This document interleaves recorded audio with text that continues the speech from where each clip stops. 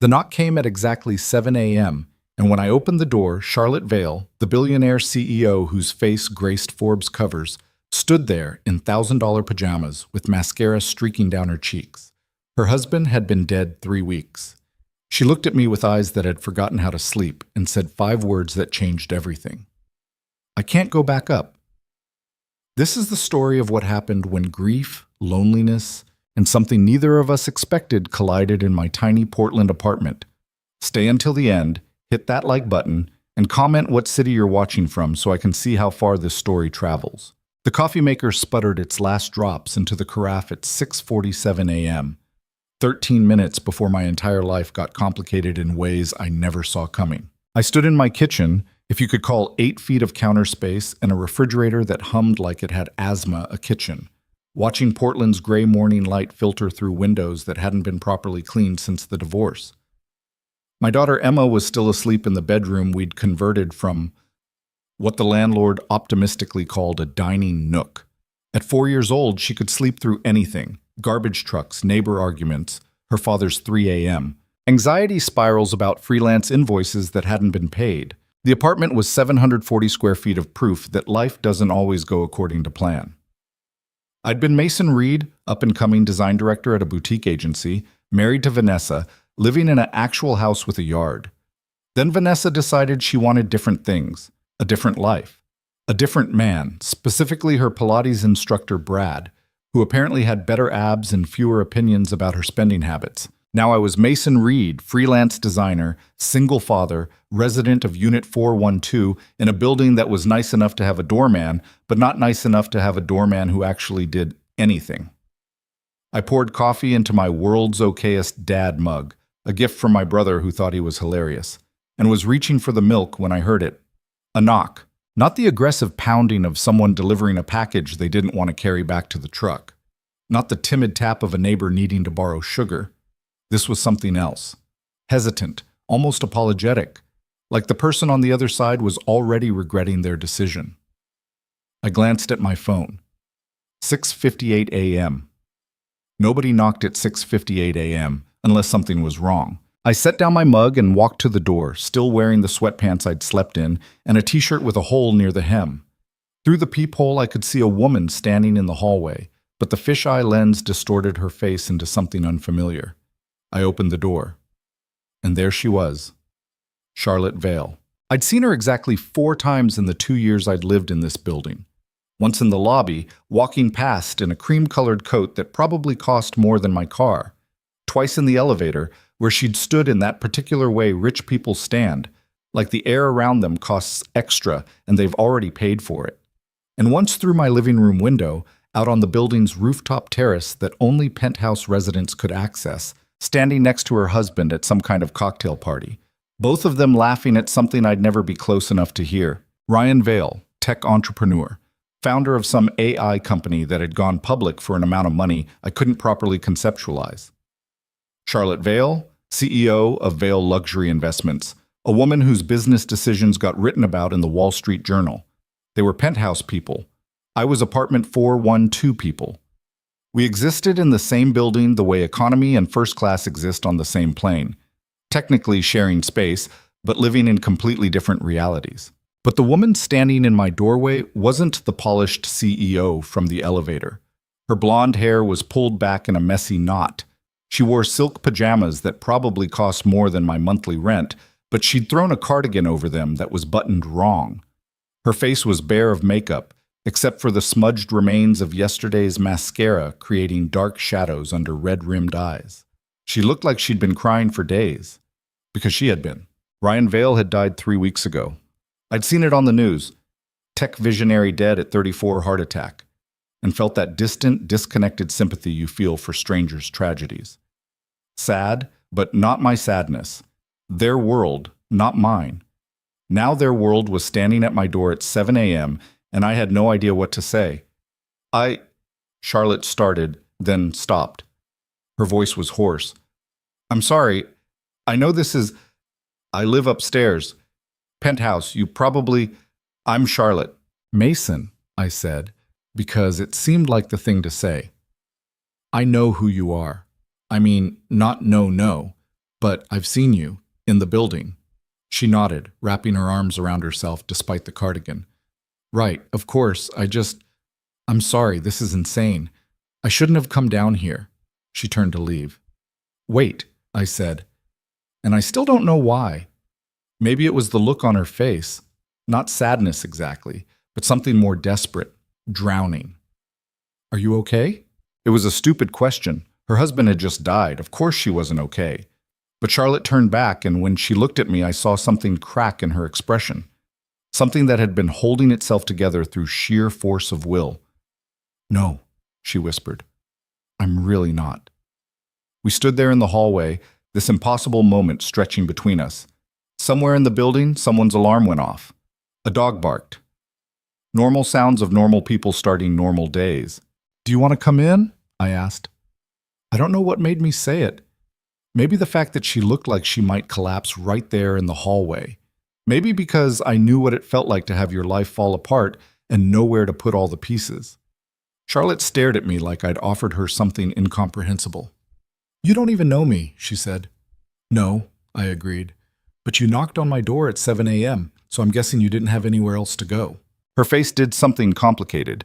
Then she nodded just once and stepped inside. I closed the door behind her, and that was the moment everything changed, though I didn't know it yet. My apartment had never looked smaller or messier. There were Emma's toys scattered across the living room floor, a plastic tea set, several stuffed animals in various states of disrepair, a coloring book open to a half-finished princess. My laptop sat on the coffee table surrounded by design mock-ups and empty coffee mugs. The couch still had the blanket I'd fallen asleep under while working past midnight. Charlotte stood in the middle of it all, looking completely out of place, like a Monet painting hung in a college dorm room. Sorry about the mess, I said, grabbing a stack of Emma's drawings off the armchair.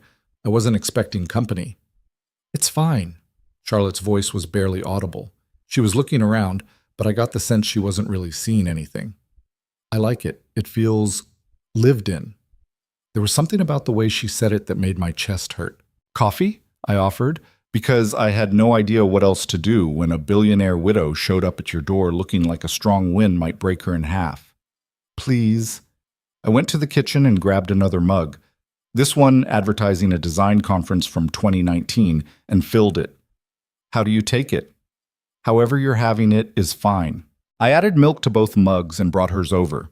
She took it with hands that trembled slightly, wrapping both palms around the ceramic like she was trying to absorb its warmth. Thank you, she said. We stood there awkwardly. Charlotte sipped her coffee. I sipped mine. Neither of us knew what we were doing. You can sit, I finally said, gesturing to the couch. She sat on the very edge of the cushion, spine straight, like she'd been trained to take up as little space as possible. I grabbed the blanket I'd been using and held it out to her. It's not expensive or anything, I said, but it's warm. Charlotte looked at the blanket. A fleece thing I'd bought at Target 3 years ago, faded and pilling, like it was a life raft. She took it and wrapped it around her shoulders, and I watched some of the tension leave her body. We sat in silence. Charlotte drank her coffee in small sips. I tried not to stare while also trying to figure out if I should say something. What do you say to someone whose world has just imploded? I couldn't stay up there, Charlotte said suddenly. In the penthouse. Everything is him. His coffee mug in the sink because I can't bring myself to wash it. His jacket on the chair. His smell on the pillows. The silence is so loud it feels like it's crushing me. I nodded, not trusting myself to speak. Everyone keeps telling me I need to move on, she continued, staring into her coffee. Get back to work. Rejoin the world. And I am. I do. I go to the office and sit in meetings and make decisions about millions of dollars, and the whole time I feel like I'm watching someone else's life. Like I'm a ghost haunting my own existence. Her voice cracked on the last word. You don't have to move on, I said quietly. Not on anyone else's timeline. Charlotte looked at me then, really looked at me, and I saw something shift in her expression. Everyone else wants me to be okay, she said. They're uncomfortable with grief, with sadness. They want the strong Charlotte back, the CEO Charlotte, the woman who can handle anything. But I don't know how to be her anymore. I don't know if I want to be. So don't be, I said. Not today anyway. Today you can just be This. A mess? Human. Charlotte's eyes filled with tears, but she didn't let them fall.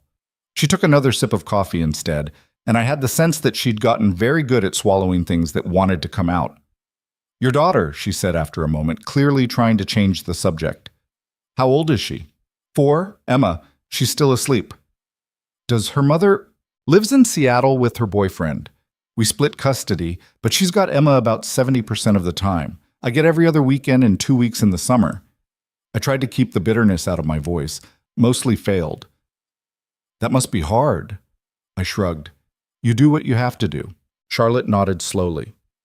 Ryan and I were going to start trying. For a baby.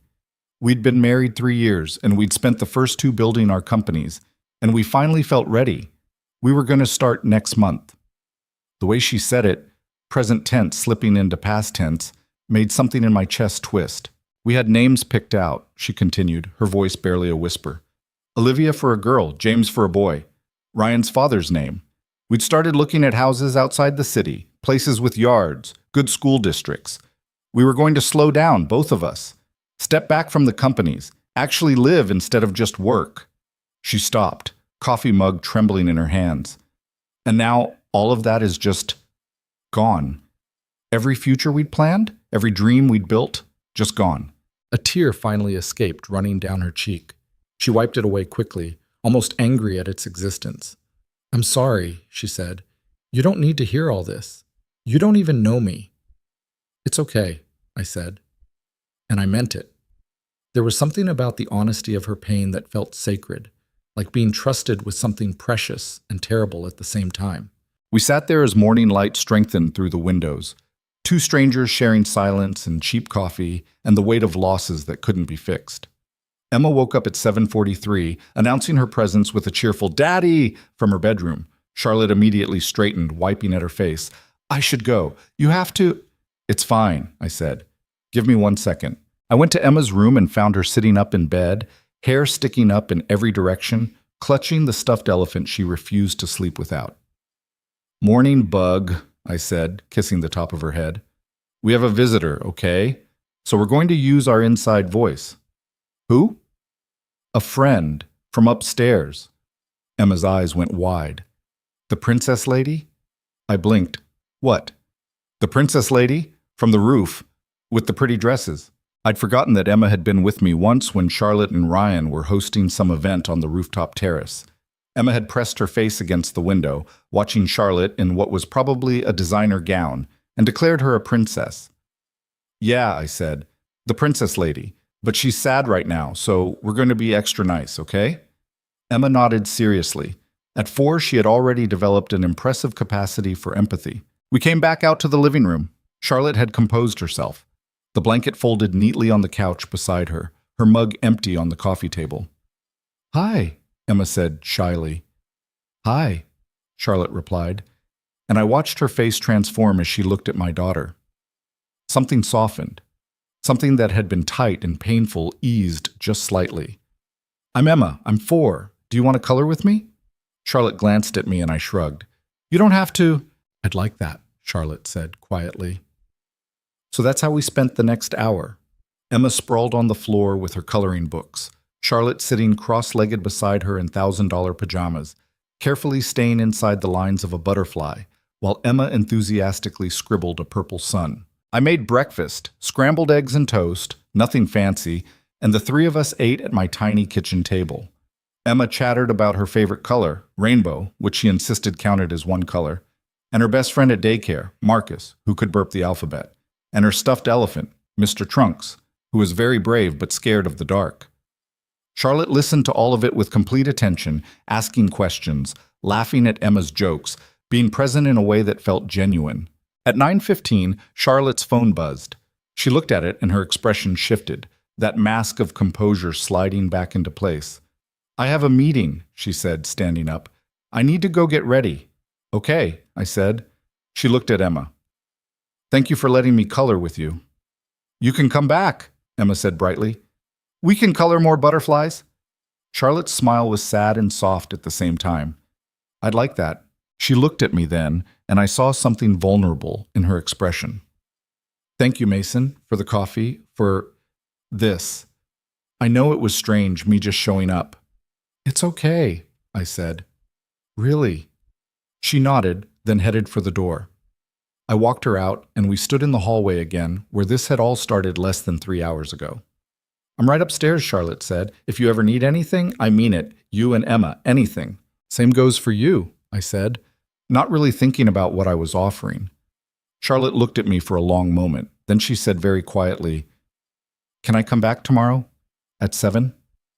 I should have said no, should have recognized that this was crossing some line, that billionaire widows and broke single dads existed in different universes for a reason. But I looked at her face, at the desperate hope barely hidden behind her composure, and I couldn't. "Yeah," I said, 7 works. Gisi. She came back the next morning at exactly 7 a.m., and the morning after that, and the one after that. It became a routine neither of us discussed, but both of us needed. Charlotte would knock. I'd let her in. She'd wrap herself in the Target blanket on my couch while I made coffee. Sometimes we talked. Sometimes we didn't. Sometimes Emma was awake and would demand Charlotte's attention for coloring or building block towers.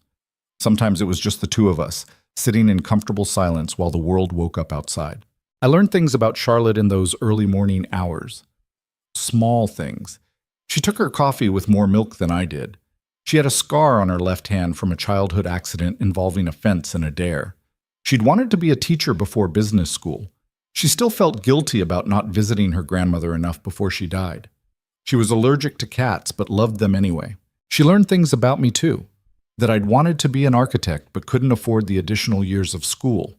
That my marriage had ended not with a dramatic fight, but with Vanessa simply saying she wasn't happy anymore, and me realizing I wasn't either. That I missed Emma with a physical ache on the days she was in Seattle. That I stress-baked at 2 a.m. when freelance work was slow. The media was still writing about Charlotte, the grieving widow, the resilient CEO, the woman bravely moving forward. I'd see headlines on my phone. Charlotte Vale returns to board meetings. Vale Investments posts strong quarter despite personal loss. How Charlotte Vale is honoring her late husband's legacy. None of those articles mentioned that she spent every morning wrapped in a stranger's blanket, drinking cheap coffee, trying to remember how to breathe. 3 weeks into our routine, Charlotte arrived looking worse than usual. Her eyes were hollow, her hands shaking as she took the coffee mug. "What happened?" I asked. She was quiet for a long time. Then, "I went to grief counseling yesterday. Everyone told me I should, so I finally went." "And?" The therapist asked me to describe Ryan, our relationship, our life together. Charlotte's voice was flat, and I couldn't. I sat there for 10 minutes trying to put it into words, and everything I said sounded fake, like I was describing characters in a movie, not real people, not us. She looked at me with devastated eyes. "What if I'm forgetting him? What if 3 weeks is all it takes for someone you love to start becoming a story you tell instead of a person you knew?" "That's not forgetting," I said carefully. "That's just, words are bad at holding that much feeling. They're too small." "Then how do I keep him?" Charlotte whispered. "How do I hold on to someone who isn't here anymore?" I didn't have an answer for that. I'm not sure anyone does. "Tell me something about him," I said instead. "Not the big things. Something small. Something that wouldn't make the news." Charlotte was quiet, thinking. Then a small smile touched her lips. "He couldn't fold laundry," she said. "We had staff who could do it, but sometimes on Sundays we'd do it ourselves, and he'd make these elaborate productions out of folding a t-shirt. He'd hold it up like he was about to perform surgery, and it would still end up wrinkled." "Did you give him a hard time about it?" "Every single time. And every single time he'd tell me it added character to the clothes." Her smile grew. "He once tried to convince me that wrinkled shirts were going to be the next fashion trend." Sounds like he was full of it. "Completely." Charlotte's eyes were wet, but she was smiling. "He was terrible at laundry and couldn't cook anything that didn't come with exact instructions, and he'd forget to charge his phone constantly, so I was always tracking him down. He was brilliant at building companies, but couldn't remember where he'd parked the car." "He sounds human," I said. "He was." Charlotte looked at me. "That's what everyone forgets in all the articles and obituaries. They talk about what he built, what he accomplished, his vision and innovation. But they don't talk about how he'd laugh so hard at stupid videos that he'd cry, or how he'd leave me notes hidden around the apartment just to make me smile, or how he'd... She stopped, pressing her hand to her mouth. You don't have to forget those things, I said quietly. You're allowed to keep them. All of them. Charlotte nodded, tears finally spilling over. And this time she didn't wipe them away quickly. She just let them fall. I grabbed a box of tissues from the kitchen and set it beside her. She took one, then another, and I sat there while she cried, really cried, in a way I suspected she hadn't let herself do since the funeral. When she finally stopped, her face was blotchy and her eyes were swollen, and she looked more human than I'd ever seen her. I'm a mess, she said, voice thick. You're grieving. Everyone at the office thinks I'm handling it so well. She laughed bitterly. They tell me how strong I am, how impressed they are. If they could see me now, then they'd see someone who's honest about how much they're hurting. That's not weakness. Charlotte looked at me like I'd said something revolutionary instead of just obvious. How did you do this? She asked. After your divorce, how did you keep going? I thought about it. About those first months after Vanessa left, when the house felt too big and too empty, and Emma's bedroom sat waiting for visits that weren't frequent enough. I didn't have a choice, I said honestly. I had Emma, and she needed me to be okay enough to take care of her, so I just put one foot in front of the other. Some days that's all you can do. But when does it get better? I'll let you know when I figure that out. Charlotte smiled despite herself. That's not comforting. No, I agreed, but it's honest. She pulled the blanket tighter around her shoulders. I should probably go back to the therapist. Probably. Even though I can't find the right words. Especially because you can't find the right words. We sat there in silence for a while longer. Then Charlotte's phone buzzed, her 9 a.m. meeting alarm, the one that meant she had to transform back into the composed CEO the world expected. She stood, folding the blanket carefully. At the door, she paused. Mason, yeah? I'm glad I knocked on your door that first morning. Me too, I said, and I meant it. On a Wednesday in late November, Charlotte showed up at 7 a.m., carrying 2 expensive-looking pastries in a white box. From that French bakery on Morrison, she said, handing them over. They're not as good as whatever you make at 2 a.m., but I thought you might like them. You didn't have to do that. I wanted to. She looked almost shy about it. You've been letting me invade your mornings for a month. Seemed like the least I could do. We ate the pastries, which were admittedly incredible, and drank our coffee while Emma slept in. Charlotte had started to look more like herself again. Not the polished CEO version, but something more genuine. Her hair was still in a messy knot, but her eyes weren't as hollow. Her hands didn't shake as much when she held her mug. I'm having dinner with Ryan's parents tomorrow, she said, picking at a croissant. First time since the funeral. How are you feeling about it? Terrified. She looked up at me. They're lovely people. They really are. But they look at me and see their son's widow, and I look at them and see parents who lost their child. I don't know how to navigate that conversation. Maybe you don't navigate it, I suggested. Maybe you just survive it together. Charlotte nodded slowly. His mom called me last week. She said she keeps setting the table for 3 people out of habit, then having to put the extra place setting away. And I thought, I'm not the only one who can't accept that he's gone. Grief doesn't have a hierarchy. You all lost him in different ways. The therapist said something similar. Charlotte smiled slightly. You and her are starting to sound alike. Please don't compare me to a licensed professional. I'm just a guy with cheap coffee and strong opinions about Target blankets. She laughed, a real laugh, the kind I hadn't heard from her before, and it changed her entire face. What? She asked, catching my expression. Nothing, just, it's nice to hear you laugh. Charlotte's smile softened into something I couldn't quite read. It's nice to have a reason to. Emma chose that moment to wander out of her bedroom, still half asleep, dragging Mr. Trunks behind her. Charlotte, she said, immediately perking up. Did you bring croissants? I did. There's one in the kitchen with your name on it. Emma rushed past us, suddenly wide awake, and Charlotte and I shared a look. She's going to be unbearable after all that sugar, I warned. Worth it, Charlotte said. We spent the rest of the morning in easy chaos. Emma insisted on having a tea party with her plastic tea set, which meant Charlotte and I had to sit on the floor and pretend to drink from tiny cups, while Emma served us special tea, water, and fancy cookies, goldfish crackers. At one point, Emma declared that Charlotte was a queen and needed a crown. She disappeared into her room and came back with a tiara from a Halloween costume, which she ceremoniously placed on Charlotte's head. "There," Emma said with satisfaction.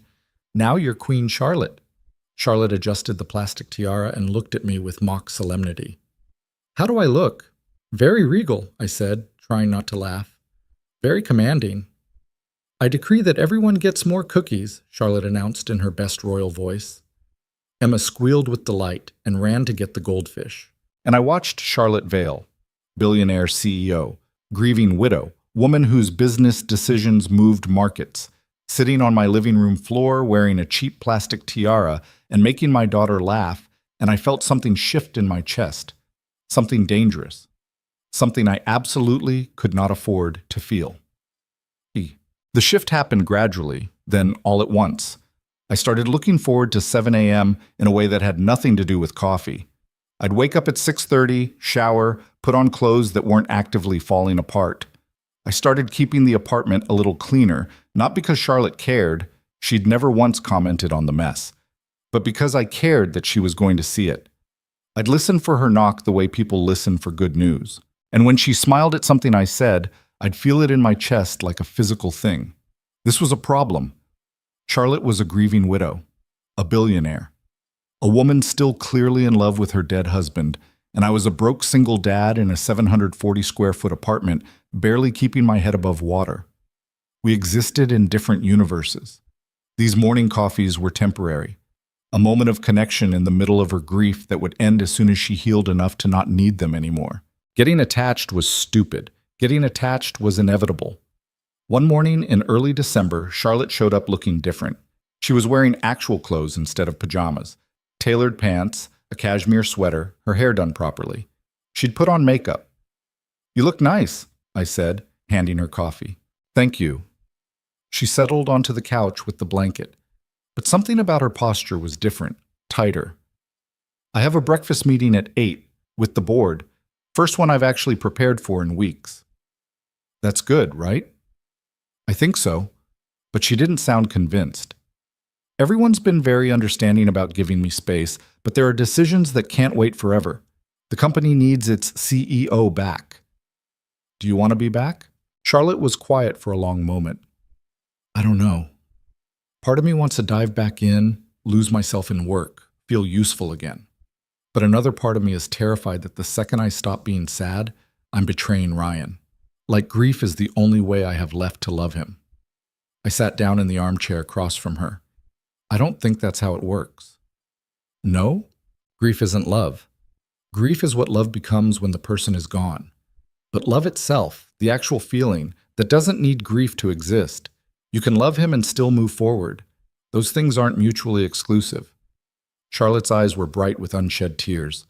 "Sometimes I hate how much sense you make. It's a gift." She smiled, wiping at her eyes carefully to not smudge her makeup. "I should probably go. Can't show up to a board meeting late and crying." "You could show up however you want. You're the CEO." "That's not how it works when you're a woman in charge. We have to be twice as composed and half as emotional as everyone else." There was something bitter in her voice that I'd never heard before. "That sounds exhausting," I said. "It is." She stood, folding the blanket. "But it's the game, so I play it." At the door she paused. "Mason?" "Yeah?" "These mornings.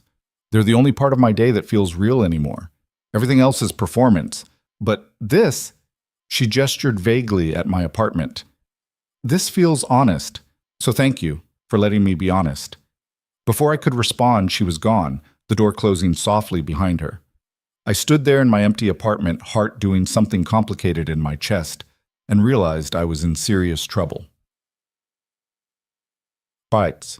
Emma asked about Charlotte constantly now. "When is Charlotte coming back? Can Charlotte come to my birthday party? Does Charlotte like pizza? We should invite her for pizza." I tried explaining that Charlotte was very busy, that she had an important job, that she couldn't just come over whenever we wanted. But Emma, with the beautiful simplicity of being 4, Couldn't understand why someone wouldn't want to spend time with us if they had the choice. And the truth was, I was starting to wonder the same thing. Charlotte still came every morning at 7 a.m., but something had changed. She was better at hiding it now, slipping back into that composed version of herself more easily. The cracks were still there, but they were harder to see. She talked more about work, about deals she was negotiating, investors she was meeting, companies she was evaluating for acquisition. She showed up in business clothes more often, her morning visits becoming shorter as her meetings started earlier. I should have been happy. She was healing, moving forward, rejoining her life. Instead, I felt like I was losing something I'd never really had. One morning in mid-December, Charlotte came down at 7 a.m., but didn't come inside. "I can't stay," she said, standing in the hallway. "Early flight to New York. But I wanted to say hi." "Oh, okay." She looked beautiful and untouchable in a black coat and expensive boots, her hair perfect, her makeup flawless. This was the Charlotte from the magazines, from the Forbes covers, from the elevator encounters when we were still strangers. "I'll be back on Friday," she said, "so I'll miss a few mornings. But I'll see you next week?" "Sure, yeah. Have a good trip." She smiled, her professional smile, the one that didn't quite reach her eyes, and headed for the elevator. I closed the door and stood there feeling the absence of something that had never been mine to miss. Emma came out of her room a few minutes later. "Was that Charlotte?" "Yeah, Bug. She had to leave for work." "But she didn't have coffee with us." "She was running late." Emma frowned, processing this with the seriousness of a child who just learned that adults could be too busy for the important things. "That's sad." "Yeah," I said quietly. "It is." Charlotte didn't come back on Friday, or the following Monday. On Tuesday morning at 7:15, I heard footsteps in the hallway outside my door. I waited for the knock. It didn't come. She kept walking, and I heard the elevator ding, and then she was gone. I told myself it was fine. She was healing, getting her life back. This was always supposed to be temporary, just a widow finding comfort during the worst of her grief. Now that comfort was no longer necessary, and she was moving on. This was good. This was what was supposed to happen. Emma asked where Charlotte was.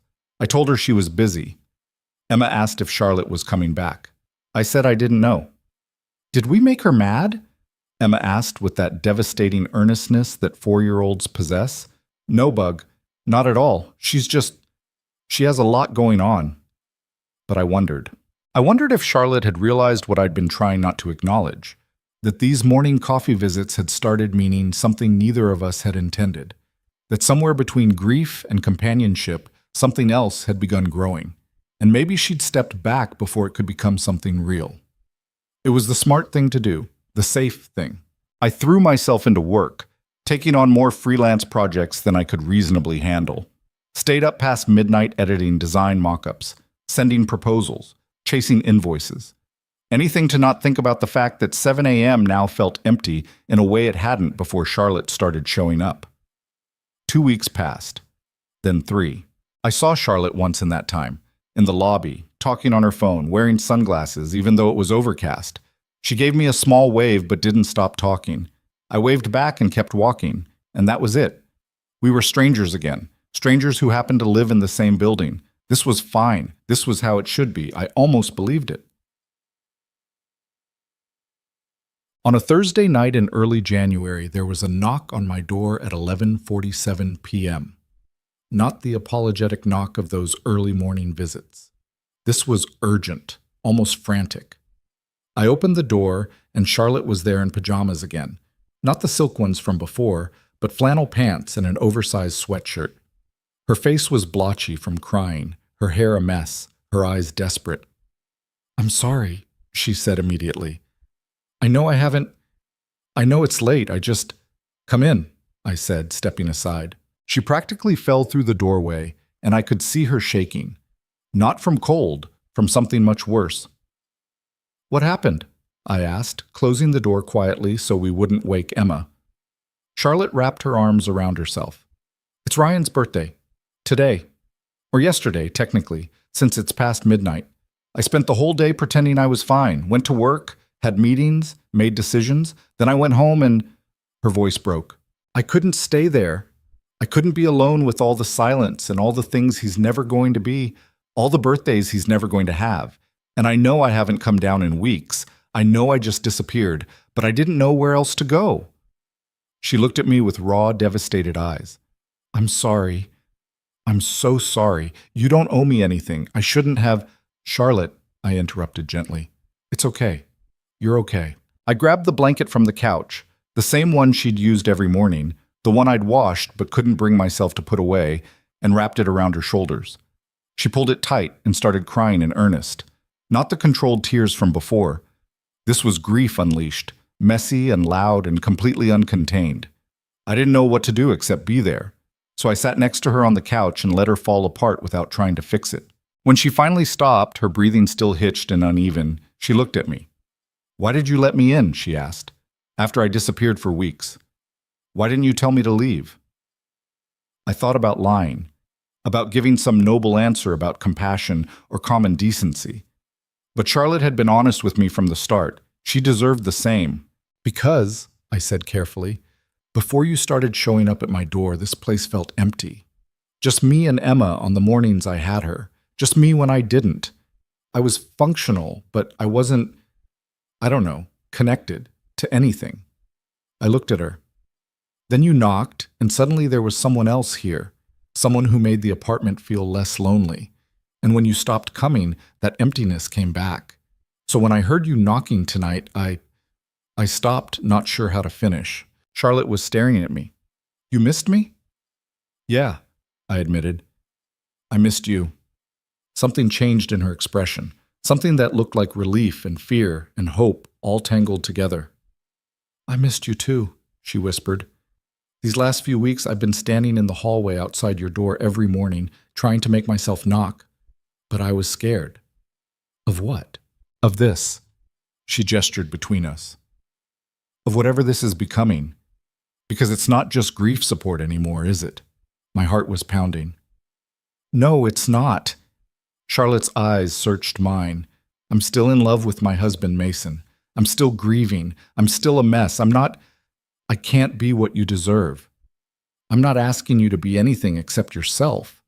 But what if myself isn't enough? What if I'm too broken to do this? Whatever this is. I reached out slowly and took her hand. She let me. Then we'll figure it out, I said. Or we won't. But either way, you don't have to do it alone. Charlotte looked at our joined hands, then back at me, and I saw her make a decision. I don't know how to do this, she said quietly. I don't know how to grieve Ryan and feel something for you at the same time. I don't know if that makes me a terrible person. It makes you human. My therapist says it's okay to move forward, that Ryan would want me to be happy. But how do I know what he'd want? He's not here to ask. And what if I'm just using you because I'm lonely and scared and can't stand being alone with my thoughts? Are you? I asked. Using me? Charlotte looked at me for a long moment. Then she said very softly, No, I don't think I am. We sat there in the quiet of my apartment, holding hands like teenagers, neither of us quite sure what came next. Can I stay? Charlotte finally asked. Just tonight, just so I don't have to be alone. Yeah, I said. Course. She leaned against me, her head on my shoulder, still wrapped in the blanket. I put my arm around her carefully, like she might break. We stayed like that for hours, not talking, just existing together in the space between grief and possibility. And when morning came, Charlotte was still there. Emma found them on the couch at 6:32 a.m., Charlotte still wrapped in the blanket with her head against Mason's shoulder, both of them asleep in positions that would make their necks hurt for days. Daddy? Emma's whisper was loud in the quiet apartment. Charlotte's here. Mason jerked awake, disoriented, his arm numb where Charlotte had been leaning against it. Charlotte stirred, blinking slowly, her face creased from the blanket. Hey, Bug, Mason said, his voice rough with sleep. Yeah, Charlotte stayed over. Emma's eyes went wide with delight. Like a sleepover? Charlotte sat up, pushing hair out of her face. Her eyes were still puffy from crying, her cheeks marked with dried tears she hadn't washed off. She looked like hell and didn't seem to care. Sort of like a sleepover, she said. Did you sleep in Daddy's bed? Emma asked with the blunt curiosity of a 4-year-old. No, Charlotte said quickly. Just on the couch. That's silly. The couch isn't comfy for sleeping. You're absolutely right, Mason said, standing and stretching, his back cracked audibly. Coffee? Charlotte nodded, pulling the blanket tighter around herself like armor. They moved through the morning routine with Emma chattering between them, oblivious to the weight of what had happened the night before. Mason made coffee and scrambled eggs while Charlotte sat at the kitchen table looking lost and found at the same time. Emma insisted on showing Charlotte her entire collection of hair clips, all 47 of them, explaining in detail which ones were for fancy occasions and which were for regular days. This one has a unicorn, Emma said seriously, holding up a plastic clip shaped like something that might have been a unicorn once. So it's very special. I can see that, Charlotte said, examining it with appropriate reverence. Mason watched them from the kitchen, spatula in hand, and felt that dangerous thing in his chest expand. He tried to shove it down, reminded himself that this was temporary, that Charlotte was vulnerable and grieving, and he needed to not complicate things by wanting more than she could give. But watching her listen to his daughter explain the hierarchy of hair accessories with complete focus made it hard to remember why he was supposed to be careful. After breakfast, Charlotte's phone started buzzing with increasing frequency. She looked at it and sighed. I have to go deal with real life, she said, standing. Thank you for letting me stay. Any time, Mason said, and meant it in a way that probably showed on his face. Charlotte looked at him, something unreadable in her expression. Can we talk? Later today? Mason's stomach did something complicated. Yeah, of course. Come up to the penthouse. Around 8? Emma too, if you want. I just think we need to figure out what this is. She left before he could respond, and Mason spent the rest of the day trying not to spiral into anxiety about what figure out what this is meant. At 7:45 p.m., Mason stood outside the penthouse door with Emma's hand in his, wondering if this was a terrible idea. Emma was wearing her favorite dress, the one with the twirly skirt, because she'd decided visiting Charlotte's apartment was a fancy occasion that required fancy clothes. He knocked. Charlotte answered immediately, like she'd been waiting by the door. She'd changed into jeans and a sweater, her hair pulled back. No makeup. She looked tired and real, and nothing like the polished CEO from the magazines. Hi, she said softly. Hi. Emma tugged her hand free and rushed inside. Wow, your house is so big! The penthouse was exactly what Mason expected, floor-to-ceiling windows overlooking the city, furniture that probably cost more than his car, art on the walls that might have been original, a kitchen with appliances he couldn't identify. Everything clean and expensive and carefully designed, and completely lifeless. There were no dishes in the sink, no mail scattered on the counter, no signs anyone actually lived here. It looked like a hotel room. A very expensive hotel room where someone had checked in but never unpacked. Sorry about the mess, Charlotte said, though there was no mess to apologize for. This place is amazing, Emma breathed, spinning in circles to take it all in. Thank you. Charlotte's smile didn't reach her eyes. Do you want to see the view from the terrace? Emma nodded enthusiastically, and Charlotte led them through sliding glass doors onto a rooftop terrace that took up half the penthouse level. Heat lamps kept it warm despite the January cold, and strings of lights made it look like something from a movie. This is where you had that party, Emma said. I watched from our window. You looked like a princess. Charlotte's expression did something complicated. That was a long time ago. Can I explore? Emma asked, already moving toward the far end of the terrace where there was a seating area with a fire pit. Stay where I can see you, Mason called after her. Emma waved acknowledgement and skipped off, leaving Mason and Charlotte standing awkwardly near the railing. I've barely been out here since Ryan died, Charlotte said quietly. He loved this space. We'd come out here in the mornings with coffee, planning our days. Sometimes we'd stay out here until midnight, just talking. You don't have to tell me about him, Mason said. If it's too hard. No, I want to. Charlotte turned to face him. Because that's part of figuring this out, isn't it? You need to know that Ryan isn't just someone I lost. He was my best friend, my partner, the person I thought I'd spend my entire life with. Mason nodded, not trusting himself to speak. And these last few months with you, Charlotte continued, they've been the only thing keeping me from completely falling apart. You've given me space to grieve without judgment. You've let me be a mess. You've treated me like a person instead of a widow or a CEO or anything else. Charlotte, let me finish. She took a breath. But I also know that what I'm feeling now, what we're both feeling, I think, it's not just gratitude. And that terrifies me, because how do I know if this is real or if I'm just desperately trying to fill the empty space Ryan left behind? Emma's laugh carried across the terrace. They both looked over to see her conducting an elaborate tea party with invisible guests by the fire pit. I don't know if I can answer that, Mason said carefully, but I can tell you that when you stopped coming down in the mornings, I didn't just miss the company. I missed you. Specifically, the way you take your coffee. The way you fold that blanket like you're trying to put everything back in order. The way you listen to Emma like what she's saying is the most important thing in the world. Charlotte's eyes were bright. Mason, I'm not saying you have to feel the same way, he continued quickly. I'm not even saying you should. You're grieving, and I get that, and if all you need is a friend who makes coffee and doesn't ask questions, I can be that. But you asked me to be honest, so I'm being honest. Charlotte stared at him for a long moment. Then she said very quietly, I think I've been falling for you since that first morning when you invited me in without asking why I was there, and I've been terrified of it every single day since. Mason's heart was doing acrobatics in his chest. Yeah? Yeah. Charlotte laughed shakily.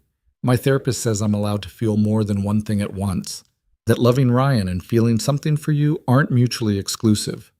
But knowing that intellectually and actually believing it are different things. So what do you want to do? Charlotte looked out at the city lights. I want to try. Whatever this is, I want to try. But I need you to understand that I'm going to be a disaster. I'm going to have days where I can't stop crying, days where I'm angry at the universe, days where I feel guilty for being happy. I don't know if I'm ready for a relationship. I don't know if I'll ever be the person you deserve. I'm a divorced single dad living paycheck to paycheck in a tiny apartment, Mason said. I eat cereal for dinner half the time and haven't been on a real date in 2 years. I'm not exactly a prize myself. You're more than you think you are. So are you. They stood there looking at each other, and Mason could feel the moment shifting, becoming something neither of them could take back. I don't know how to do this, Charlotte whispered. Neither do I, Mason admitted. But maybe we can figure it out together.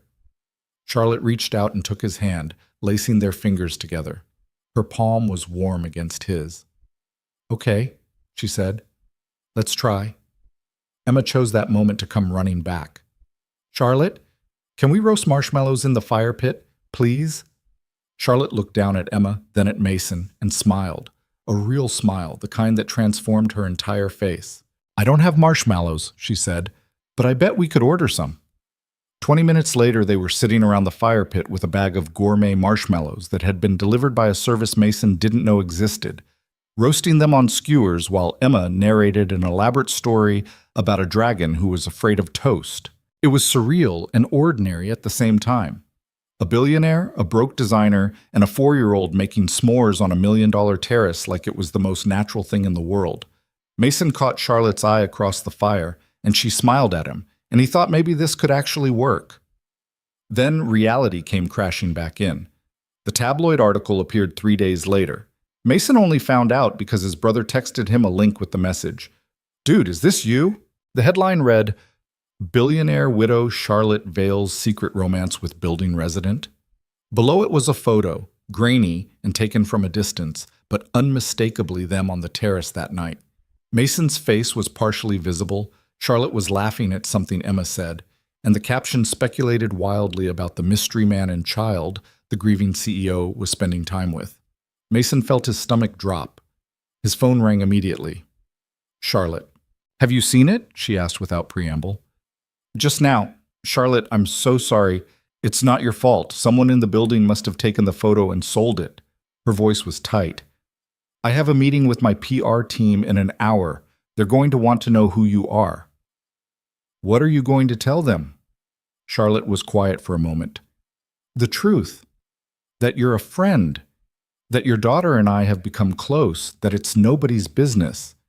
That's not going to satisfy them. No, she agreed. It's not. Mason, this is going to get worse before it gets better.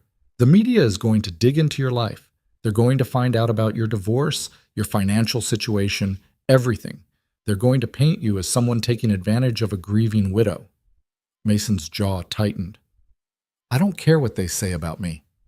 You should, because it's going to be ugly, and it's going to affect Emma too. That stopped him cold. He hadn't thought about Emma being dragged into this. What do you want me to do? He asked. Charlotte's laugh was bitter. That's the problem. I don't know. Part of me wants to say screw them, let them write whatever they want. But I've spent years building a reputation, and one rumor can tank $1 billion deal. And you're trying to build your career. Having your name attached to scandal isn't going to help. So we stop, Mason said, even though the words felt like swallowing glass. We go back to being strangers in the elevator. Is that what you want? No, but if it protects you and Emma... Don't do that, Charlotte interrupted. Don't make yourself a martyr. This is my choice too. Mason rubbed his face. Then what do we do? I don't know, Charlotte admitted. Let me talk to my PR team. See how bad the damage is. We'll figure it out from there. She hung up, and Mason was left standing in his apartment feeling like everything good that had started to happen was already falling apart.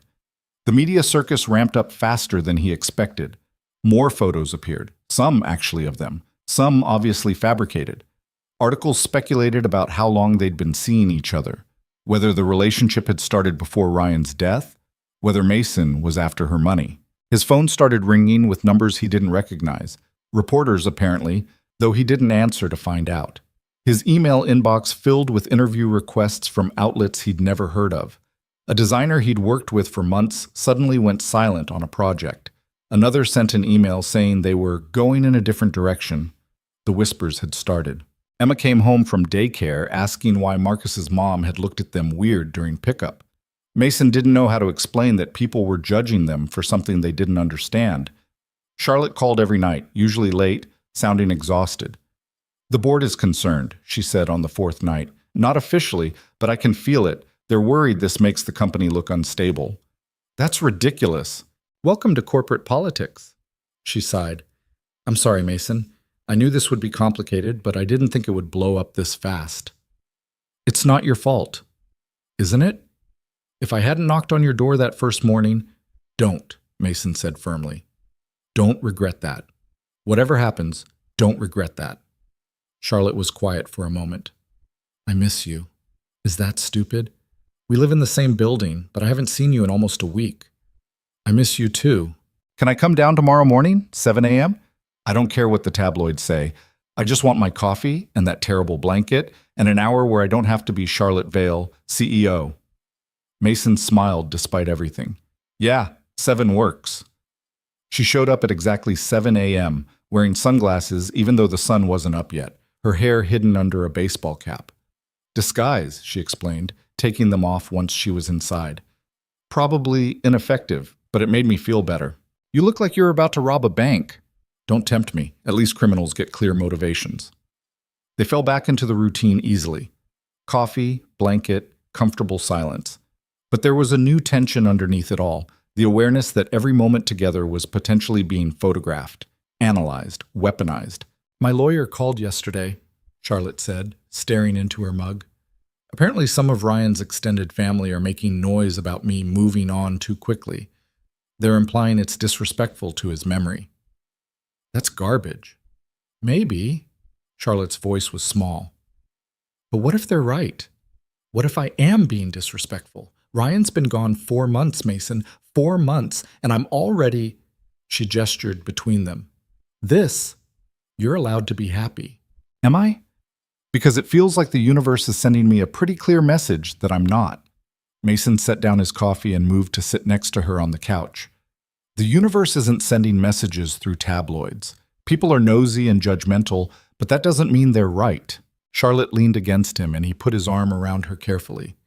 I'm tired, Mason. I'm so tired of fighting. Fighting my grief, fighting the media, fighting my own guilt. Some days I think it would be easier to just stop. Go back to being alone.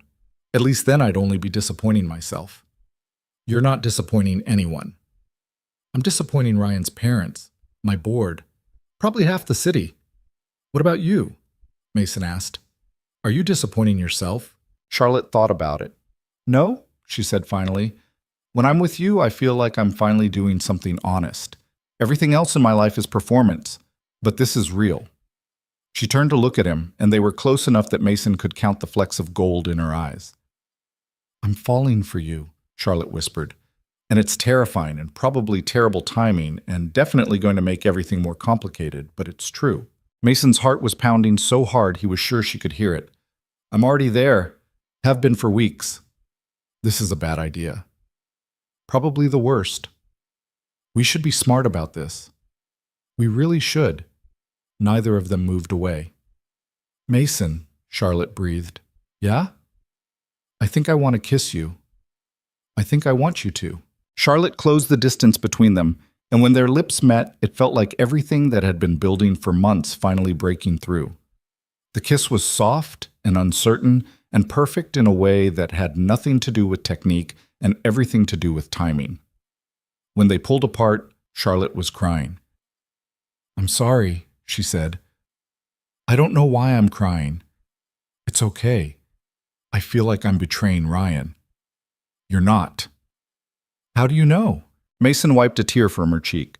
Because loving someone who's gone doesn't mean you can't love someone who's here. You have room for both. Charlotte kissed him again, and this time it was less tentative, more sure. When they finally broke apart, she was smiling through her tears. What are we doing? She asked. I have no idea. That should scare me more than it does. Same. They sat there wrapped around each other while morning light grew stronger through the windows. And for the first time since this whole thing started, Mason let himself believe it might actually work. Then Charlotte's phone rang. She looked at the screen and her face went pale. It's my head of PR. I should take it, Mason said. Charlotte answered. Yes? A pause. What? When? Another pause, longer this time. Her expression shifted from confusion to disbelief to something close to anger. I'll be right there. She hung up and stood, already moving toward the door. What happened? Mason asked. Someone leaked our relationship to the Wall Street Journal. They're running a story this afternoon about my secret romance with a struggling artist and questioning my judgment as CEO. She was pulling on her shoes, movements jerky with stress. There's an emergency board meeting in 2 hours. Charlotte, I have to go. I'll call you later. She was gone before he could respond, leaving Mason standing in his apartment with the taste of her still on his lips and the sinking feeling that everything was about to get much worse. The Wall Street Journal article was brutal. It painted Charlotte as a grieving widow making poor decisions, implied Mason was taking advantage of her vulnerability, and questioned whether someone going through obvious emotional turmoil should be making billion-dollar investment decisions. The article included details about Mason's financial situation, his divorce, his debt, his modest income, clearly meant to support the narrative that he was after Charlotte's money. It also mentioned Emma. That was the part that made Mason want to put his fist through a wall. His phone exploded with texts. His brother, "What the hell, man?" His ex-wife, "We need to talk about Emma being dragged into this." Former clients, radio silence. Charlotte called at 11 p.m., sounding wrecked. The board wants me to make a statement, she said, distancing myself from the situation. From you. Mason's throat went tight. What did you say? I told them to go to hell. She laughed, but it was hollow. Not in those words exactly, but close enough. Charlotte, I'm not ashamed of you, Mason. I'm not ashamed of us. But they're making it very clear that if I don't handle this right, there could be consequences. For the company. For me. Then do what you need to do. I understand. Do you? Her voice cracked. Because I don't. I don't understand why loving someone is such a catastrophe. I don't understand why I'm supposed to spend the rest of my life alone to make other people comfortable. I don't understand any of this. What do you want to do? Charlotte was quiet for a long time. I want to be with you, but I don't know if I can afford to. The words hung between them, heavy and true and heartbreaking. I need some time, Charlotte finally said, to figure out what to do. Can you give me that? Yeah, Mason said, even though it felt like his chest was caving in. Take whatever time you need. I'm sorry. Don't be. Just take care of yourself, okay? You too. She hung up, and Mason sat in the dark of his apartment, wondering how something that felt so right had gotten so complicated so fast. Charlotte didn't come down the next morning, or the one after that, or the entire week after that. Mason saw her once, getting into a town car in front of the building, flanked by people in expensive suits who were probably lawyers or PR handlers. She looked exhausted and polished at the same time, every inch the CEO putting out fires. She didn't see him, or pretended not to. Emma kept asking where Charlotte was. Mason kept making excuses. She's busy with work, Bug. She's traveling. She's dealing with some stuff. Eventually, Emma stopped asking, which was somehow worse. Mason threw himself into work, but the damage was done. 3 clients formally ended their contracts. 2 more went suspiciously quiet. Word had gotten around that he was that guy from the articles, the opportunist dating the billionaire widow. Never mind that they'd barely started dating, never mind that the relationship was more complicated than any headline could capture. The narrative had been written, and Mason was cast as the villain. He thought about calling Charlotte, deleted half-written text, stood outside her penthouse door twice, hand raised to knock, then walked away. She'd asked for time. He needed to give it to her, even if it was killing him. 2 weeks after that last phone call, Mason's buzzer rang at 6:45 a.m. He answered it groggily. "Hello? It's me," Charlotte's voice crackled through the speaker. "Can I come up?" Mason's heart jumped. "Yeah, of course." He buzzed her in and stood by his door, waiting. When the elevator dinged and Charlotte stepped out, she looked different. Her hair was pulled back severely. She wore a business suit and heels at 6:45 in the morning, but her eyes were red-rimmed, and she was carrying the Target blanket. "I need to return this," she said, holding it out. Mason's stomach dropped. "Charlotte, I'm stepping back from the CEO role," she said in a rush, like if she didn't say it fast, she wouldn't say it at all. "Not permanently, but for 6 months.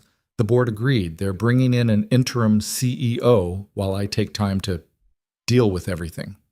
Mason stared at her. "What?" "I've spent the last 2 weeks in meetings with lawyers and PR people and board members, all of them telling me how to manage this situation, how to spin it, how to protect the company's image." Charlotte's voice shook. "And I realized something. I don't care about the company's image as much as I care about being honest." She stepped closer. "I'm in love with you, Mason. I think I have been since you handed me that ridiculous blanket and let me fall apart without judgment. And I'm tired of pretending I'm not because it makes other people uncomfortable." Mason couldn't breathe. "You're stepping down from your company for me?" "No," Charlotte said firmly. "I'm stepping down for me.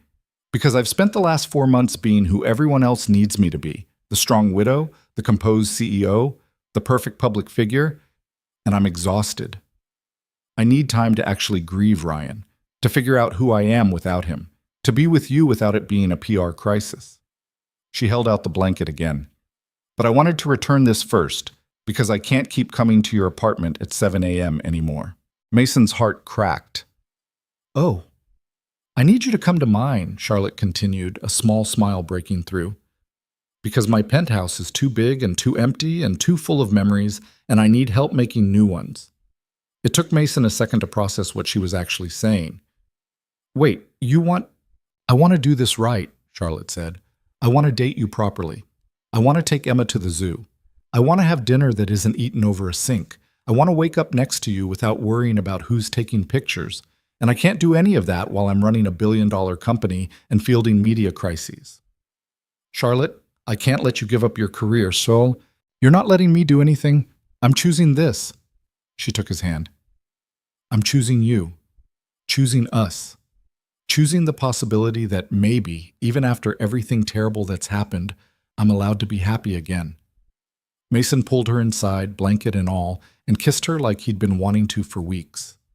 Charlotte kissed him back, and it felt like permission and possibility and home all at once. When they finally broke apart, both breathless, Charlotte laughed. "I should probably mention that the media is going to lose their minds about this," she said. "Let them. And Ryan's family is going to be upset. We'll deal with it. And I'm still a mess who cries at random times and doesn't know how to cook and probably needs years of therapy." Mason smiled. "Good thing I stress bake at 2 a.m. and have my own therapist on speed dial." Charlotte kissed him again, softer this time. "I love you. I know it's fast and complicated and probably too soon, but I do." "I love you too," Mason said, and meant it more than he'd meant anything in his life. Emma wandered out of her bedroom, rubbing sleep from her eyes. She saw Charlotte, and her entire face lit up. "Charlotte, you came back." "I did," Charlotte said, kneeling down to Emma's level. "Is that okay?" Emma threw her arms around Charlotte's neck. "I missed you." "I missed you too, sweetheart." Mason watched them, his daughter hugging the woman he loved in the middle of his tiny apartment at 7 in the morning, and thought maybe the universe wasn't sending messages through tabloids after all. Maybe it was sending them through moments like this, small and real and perfectly imperfect. The first real fight happened 3 weeks later over something completely stupid. Charlotte had started spending most evenings at Mason's apartment, which meant her expensive work clothes gradually migrated into his closet. Her toiletries crowded his bathroom counter, and his refrigerator now contained things like organic almond milk and fancy cheese he couldn't pronounce. Emma loved having Charlotte around. Mason loved having Charlotte around. Everything should have been perfect, except Charlotte kept trying to pay for things. "It's just groceries," she said when Mason caught her slipping her credit card to the delivery guy before he could get his wallet out. "I eat here too. I should contribute." "You bought groceries yesterday, and the day before that." "So? I'm here all the time. It's only fair." Mason took a breath, trying to keep his voice level. Emma was in the other room, and he didn't want her hearing them argue. "I can afford to feed my own family, Charlotte." "I didn't say you couldn't. I'm just trying to help." "It doesn't feel like helping. It feels like you don't think I can handle it."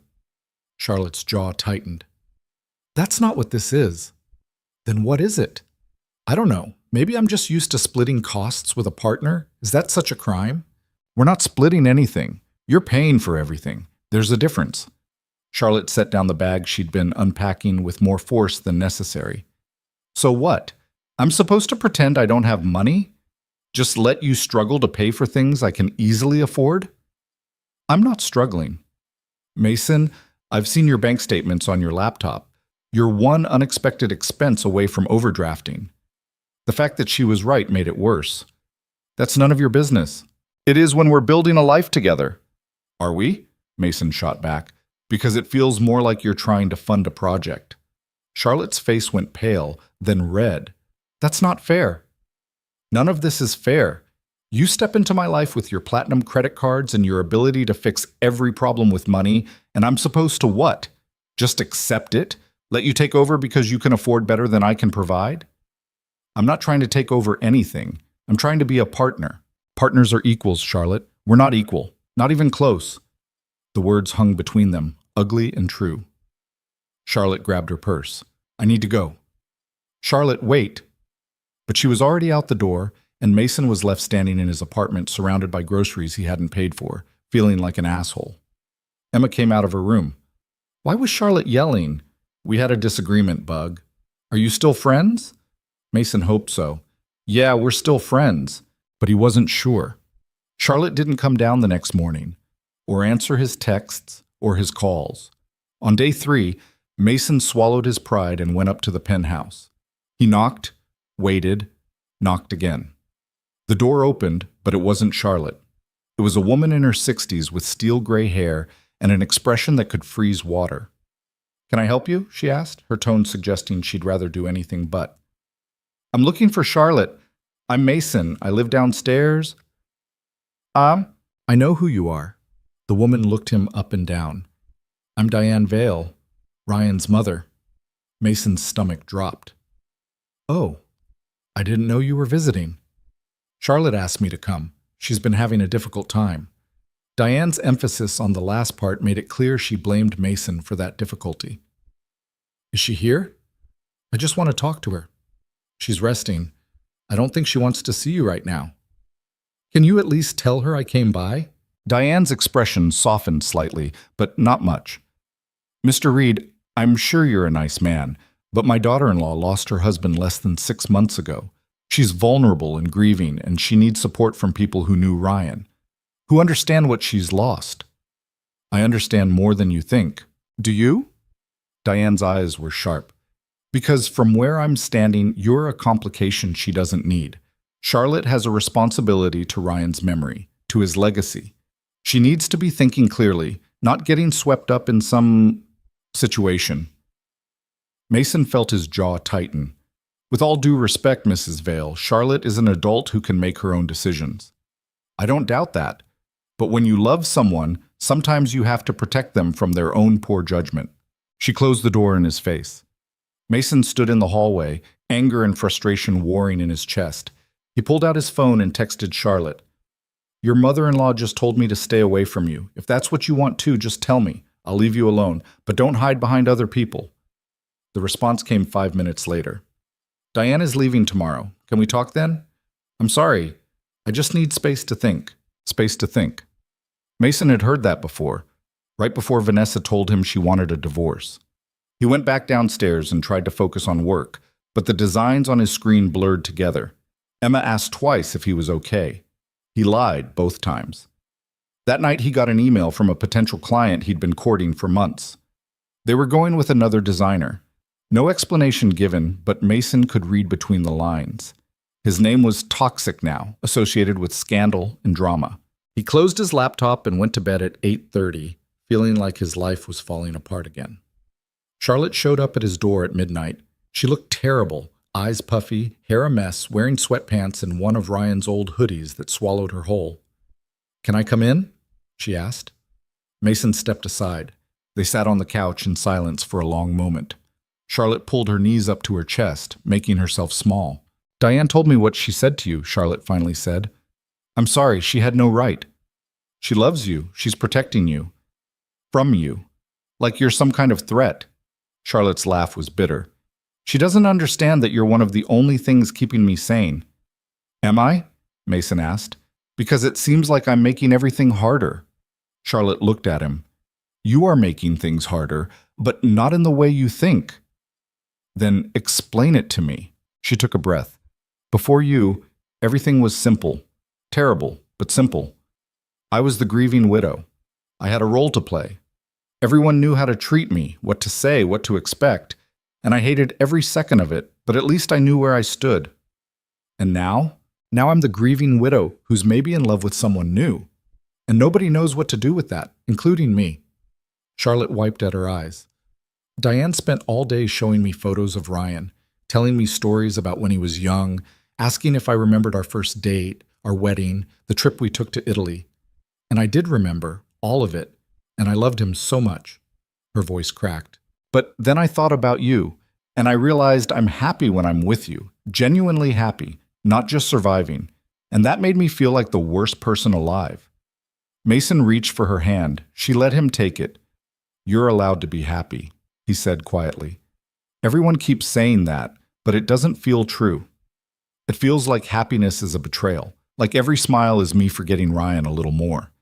That's not how it works. How do you know? Charlotte looked at him with desperate eyes. How can you be sure? Because grief doesn't work on a quota system.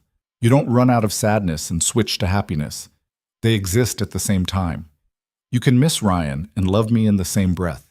Those things don't cancel each other out. Charlotte started crying in earnest, and Mason pulled her against his chest, holding her while she sobbed. I miss him so much, she choked out. Some days I can barely breathe from missing him. And then I'm with you and I forget to be sad for a few hours, and I hate myself for it. Don't. Please don't hate yourself for being human. They sat like that for a long time, Charlotte crying and Mason holding her until she finally exhausted herself into stillness. I'm sorry about the grocery fight, she said eventually, her voice hoarse. You were right. I was being controlling. I was being proud and stupid. We were both being proud and stupid. Charlotte pulled back to look at him. But we need to figure this out, Mason, the money thing, because it's going to keep coming up, and we can't blow up every time it does. Mason nodded. Okay, so let's actually talk about it. I have more money than I'll ever spend, Charlotte said bluntly. That's just reality. And I know it makes you uncomfortable, but pretending it doesn't exist isn't going to work either. I don't want to be someone you have to take care of financially. And I don't want to feel guilty every time I want to buy dinner or contribute to our life together. Charlotte squeezed his hand. What if we set some ground rules, things you're comfortable with me paying for, things that are off limits? That seems clinical. It's practical, which is what we need to be if this is going to work. Mason thought about it. Okay, ground rules. I pay for my apartment, my bills, Emma's expenses. You don't get to swoop in and fix my financial problems. Even if I could make your life easier, even then, I need to handle my own life. Charlotte nodded slowly. Okay, what about shared expenses? Groceries, dinners out, trips we take together? We split them. Mason, I know it's not equal in terms of the hit to our bank accounts, but it needs to feel equal. I need to contribute. Can you understand that? Charlotte was quiet for a moment. Yeah, I can, even if it seems inefficient to my practical brain. What about things for Emma? Mason asked. She's my daughter. I should be providing for her. What if I want to buy her something? A toy, a dress, a book? That's different. That's a gift. Gifts are okay. What if the gift is expensive? Mason hesitated. How expensive are we talking? I don't know. What if I wanted to set up a college fund for her? Charlotte, not now, she said quickly, but eventually. If we're building a life together, Emma's part of that life. I want to help give her opportunities. Mason felt his throat get tight. We can talk about that. Down the road, but nothing without discussing it first. Agreed. Charlotte managed a small smile. See? We can be adults who communicate. Barely. She laughed, and the sound made something in Mason's chest unclench. I should probably go, Charlotte said, but she didn't move. Diane's in the guest room. If I'm gone too long, she'll have opinions about it. Let her have opinions. You say that now. You haven't experienced the full force of Diane Vale's disappointment. I got a preview today. I survived. Charlotte kissed him, soft and brief. I love you. Even when I'm a disaster. Even when I make everything complicated. I love you too. Even when you try to pay for all my groceries. I'm going to slip you money sometimes, just so you know, when you're not looking. And I'm going to return it every time. Charlotte smiled. We're going to be terrible at this, aren't we? Probably, but at least we'll be terrible together. She left, and Mason went to bed feeling marginally better, though still not entirely sure they hadn't just put a Band-Aid on something that needed stitches. Diane left the next day, but not before stopping by Mason's apartment. Mr. Reed, she said when he opened the door, I wanted to apologize for yesterday. I was rude. You were protecting Charlotte, I get it. Still, I shouldn't have dismissed you without knowing you. Diane looked uncomfortable, like apologies weren't something she did often. Charlotte speaks highly of you, and Emma is a lovely child. Thank you. But I hope you understand my concern. Ryan was my son. Charlotte was his wife. Watching her move on is... Diane's composure cracked slightly. It's difficult. Mason nodded. I can't imagine what you're going through, losing a child. No, you can't. It wasn't accusatory, just honest. But Charlotte lost her husband, and she's trying to survive that loss however she can. If you're part of that survival, then I suppose I need to accept it. I'm not trying to replace Ryan. I know. Charlotte made that very clear. Diane managed a tight smile. She told me in no uncertain terms that I needed to stop interfering in her life. It reminded me of when she first started dating Ryan, actually. I didn't approve of him either at first. Thought he was too ambitious, too focused on work. She told me off then, too. What changed your mind? Time. And watching them together. Seeing that he made her happy. Diane looked at Mason directly. I suppose I'll have to give you the same chance. It wasn't exactly a blessing, but it was something. I appreciate that, Mason said. Diane nodded and left, and Mason felt like he'd just passed some kind of test he hadn't known he was taking. The media circus gradually died down over the next few weeks. There were new scandals to chase, fresh drama to dissect. Charlotte and Mason became old news, relegated to the occasional gossip column mention, but no longer headline material. Charlotte's company brought in the interim CEO as planned, a distinguished man in his 60s who'd successfully run 3 other companies and had zero interest in drama. The board seemed satisfied. Charlotte seemed relieved. It's strange, she told Mason one evening as they cooked dinner in his tiny kitchen. Well, Mason cooked while Charlotte chopped vegetables with aggressive incompetence. I spent years building that company, and now I'm just not. And I thought I'd feel lost, but mostly I just feel lighter. Do you miss it? Parts of it. The strategy, the deals, the challenge of it all. She frowned at the onion she was mangling.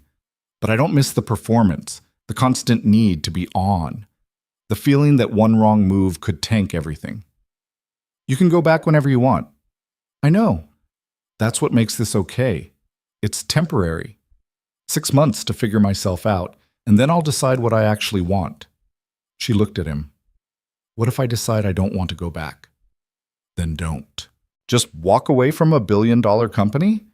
If it's not making you happy, yeah. Charlotte laughed. You make it sound so simple. Maybe it is, says the man who stresses about every invoice. Fair point. They fell into a rhythm that felt almost normal.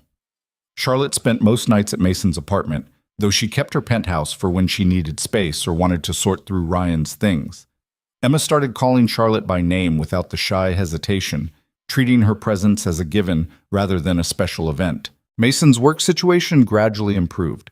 A few new clients reached out, ones who either didn't care about the scandal or found it intriguing rather than damning. He wasn't back to where he'd been financially, but he was surviving. Charlotte started therapy 3 times a week. She came back from sessions quiet and wrung out, but she kept going. She said it helped. Mason believed her. They went on their first official date 6 weeks after getting together. Dinner at a small Italian place that Charlotte swore wasn't too expensive, though Mason suspected she was lying. He paid, she didn't argue, and they held hands across the table like normal people. This is nice, Charlotte said. Weird, but nice. What's weird about it? I keep expecting someone to take a photo, or for Ryan's name to come up, or for something to go wrong. She shook her head. I'm not used to things just being okay. Get used to it, she smiled. I'm trying. On the way home, they passed a jewelry store with engagement rings in the window. Charlotte stopped, staring at them with an expression Mason couldn't read. You okay? He asked. Ryan proposed in front of a jewelry store. Different one, but still. We'd been walking through downtown and he just stopped, got down on one knee right there on the sidewalk, and asked me to marry him. Her voice was soft with memory. I said yes before he even finished the question. Mason's stomach tightened. Do you want to keep walking? No, it's okay. Charlotte squeezed his hand. I can remember that and not fall apart. That's progress, right? That's definitely progress. They kept walking, and Mason tried not to think about the fact that Charlotte had been engaged before, married before, built a whole life with someone before. Tried not to feel like he was constantly competing with a ghost. He mostly succeeded. The first time Charlotte had a full breakdown in front of Emma happened on a random Tuesday.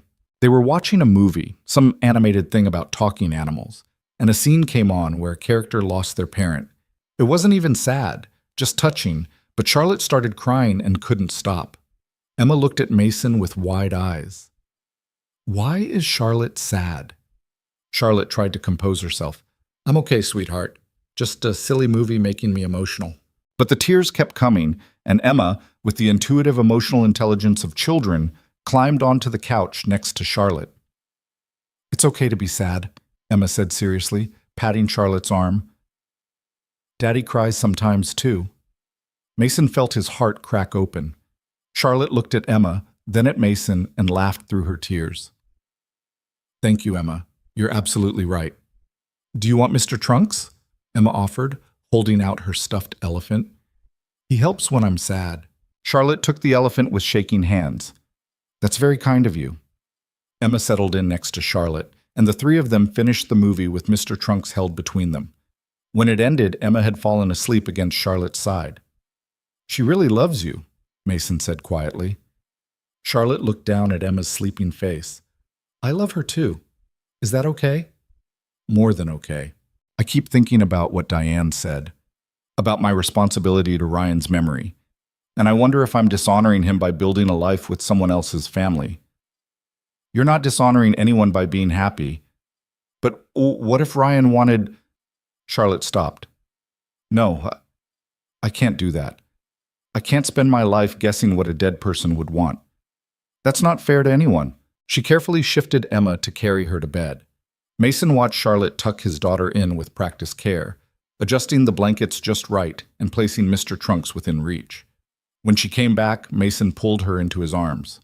"Thank you," he said. "For what?" "For loving her. For being patient with me. For being here even though it's hard." Charlotte kissed him. "Where else would I be?" 2 months in, Vanessa called. "We need to talk," she said without preamble. "About Emma." Mason's stomach dropped. "What about her?" "I've been seeing things online, articles about you and some billionaire, photos of Emma with her." "Her name is Charlotte, and what we do isn't your concern anymore." "It is when it involves our daughter." Vanessa's voice was tight.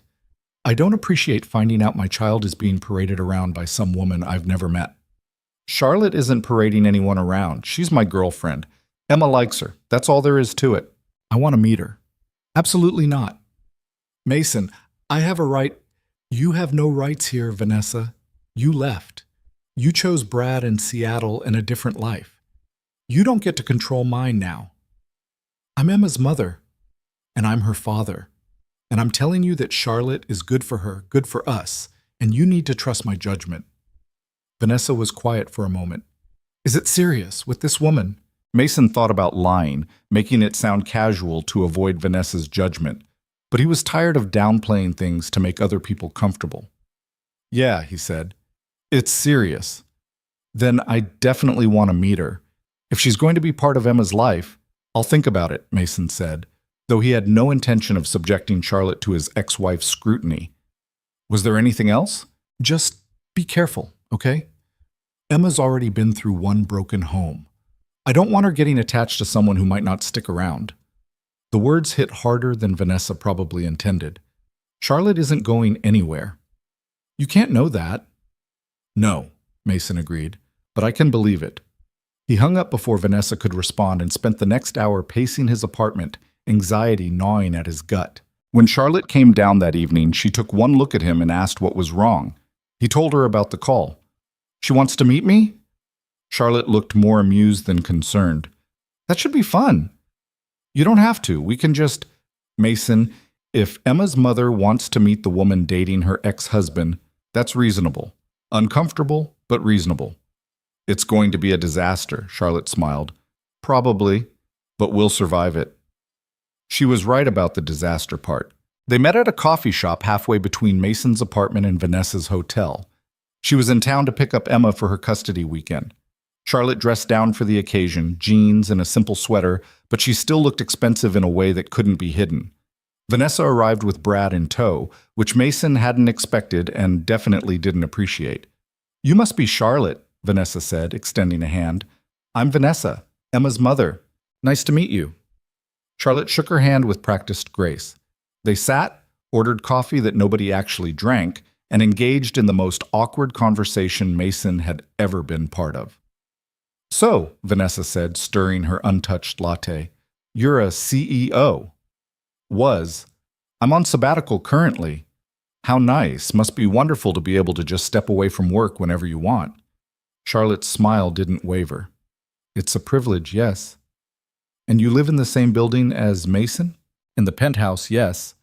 Vanessa exchanged a look with Brad that Mason wanted to punch off both their faces. "That must be quite a change from your usual circle," Brad said.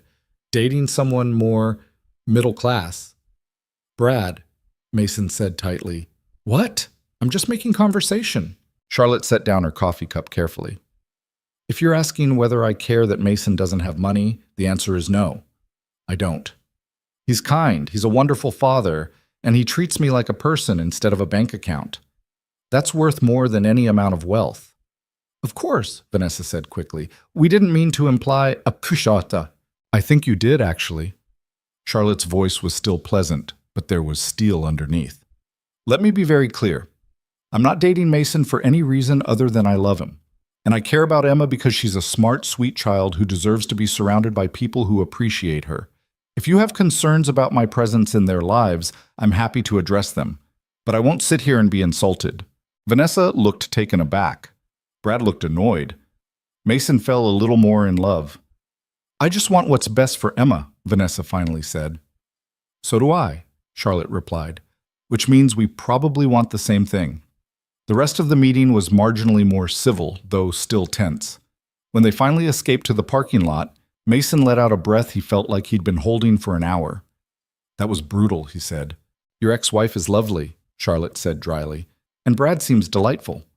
I'm sorry, I should have warned you they'd be horrible. They weren't horrible.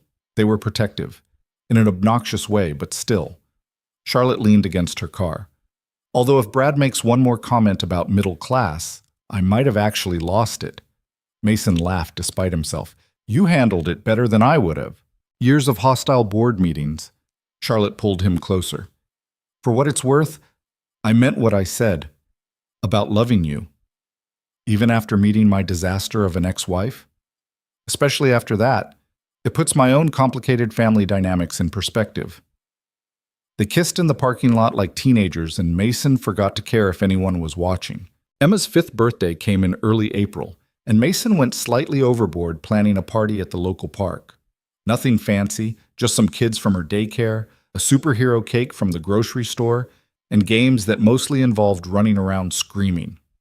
Charlotte showed up with a gift that made Mason's eye twitch. It's a bike, Emma shrieked, bouncing on her toes. A real bike, with training wheels. I know we said no expensive gifts, Charlotte said quietly to Mason, but every kid needs a bike. That's a $400 bike, Charlotte. Is it? I didn't look at the price. You absolutely looked at the price. Charlotte smiled innocently. Emma looks happy, though. She did. Emma was already trying to climb onto the bike despite not knowing how to ride it yet. Mason sighed. We're talking about this later. Looking forward to it. The party was chaotic in the way children's parties always are. Kids ran wild, parents chatted in clusters, and someone's child threw up from eating too much cake. Emma had the time of her life, and that was what mattered. At one point, Mason found Charlotte sitting alone on a bench, watching Emma and her friends play. You okay? He asked, sitting next to her. Yeah, just thinking. About? Charlotte was quiet for a moment. Ryan and I were going to have kids. We'd talked about birthday parties like this, what kind of parents we'd be, whether we'd be the fun parents or the strict ones. Mason didn't know what to say. And now I'm at a birthday party for your daughter, and Ryan's not here to have kids with, and I'm realizing that the life I'm building isn't the one I planned. She looked at him. But it's still good. Different, but good. Does that make sense? Yeah, Mason said. It does. Emma ran over, grass stains on her dress and frosting smeared on her face. Charlotte, come play tag. I'm not really dressed for tag, Charlotte said, gesturing to her nice pants. Please? Emma gave her the biggest puppy dog eyes. Charlotte looked at Mason, who shrugged. You heard the birthday girl. Fine, but I'm not responsible for what happens to these pants. She let Emma drag her into the chaos, and Mason watched her run around with 5-year-olds, laughing and completely out of her element, but trying anyway. He pulled out his phone and took a photo before he could think better of it. Charlotte mid-run, hair coming loose from its ponytail, genuine joy on her face. It was the best picture he'd ever taken. That night, after Emma was asleep and Charlotte was curled up next to him on the couch, Mason said, Move in with me. Charlotte lifted her head from his shoulder. What? Move in. Officially. You're here all the time anyway. We could make it real. Mason, your apartment is 700 square feet. So, we'll make it work. Charlotte sat up fully, looking at him like he'd lost his mind. I have a penthouse, a massive empty penthouse. Why would I move into your tiny apartment when we could both move into my place? Mason hadn't thought about that. I can't afford penthouse rent. There is no rent. I own it. Even worse, Charlotte groaned. We're back to the money thing again? It's not about money. It's about this being my home, my space, where I've built my life with Emma. And it's a great space. But Mason, be practical. The penthouse has 3 bedrooms. Emma could have her own room that's bigger than her current one. There's an actual kitchen, a real office for you to work in, space for all of us to breathe. It's Ryan's home. The words came out before Mason could stop them. Charlotte went very still. Is that what this is about? I don't know. Maybe. Doesn't it feel weird to you, moving your new boyfriend into the place you shared with your husband? Yes, Charlotte said honestly. It feels incredibly weird, but the alternative is staying here in a space that's too small because you're too proud to admit that my place makes more sense. It's not about pride, isn't it? They stared at each other, the argument hanging between them like a physical thing. I need to think about it, Mason finally said. Charlotte nodded slowly. Okay, think about it. But Mason, at some point we're going to have to figure out how to actually build a life together instead of constantly negotiating around our differences. She was right, and he hated it. Mason spent the next week avoiding the conversation, which was impressive considering Charlotte was in his apartment almost every night. They talked about Emma's school options, what to make for dinner, whether the couch was finally dying and needed replacement. Everything except the penthouse.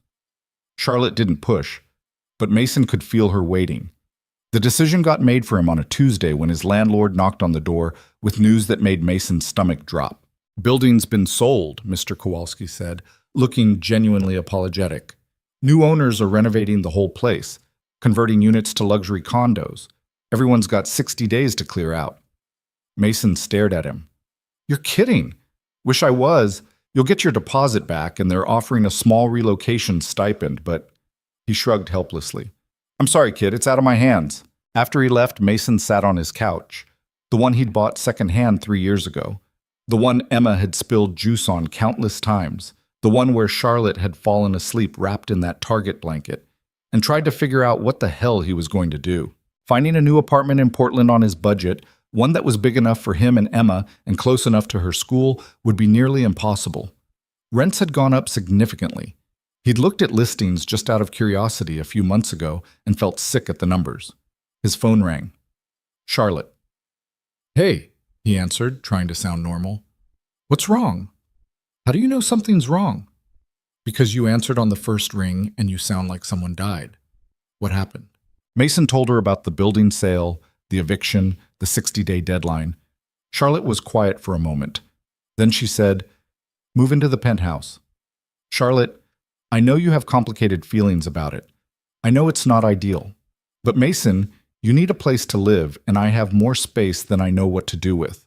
This isn't charity, it's practical. It feels like charity. Then pay rent if it makes you feel better. I can't afford penthouse rent. Pay whatever you were paying for your current apartment. I don't care about the money. I care about you having a roof over your head. Mason rubbed his face. Can we talk about this in person? I'm coming down. She was at his door 3 minutes later, slightly out of breath from taking the stairs instead of waiting for the elevator. Her hair was wet. She'd been in the shower when he called.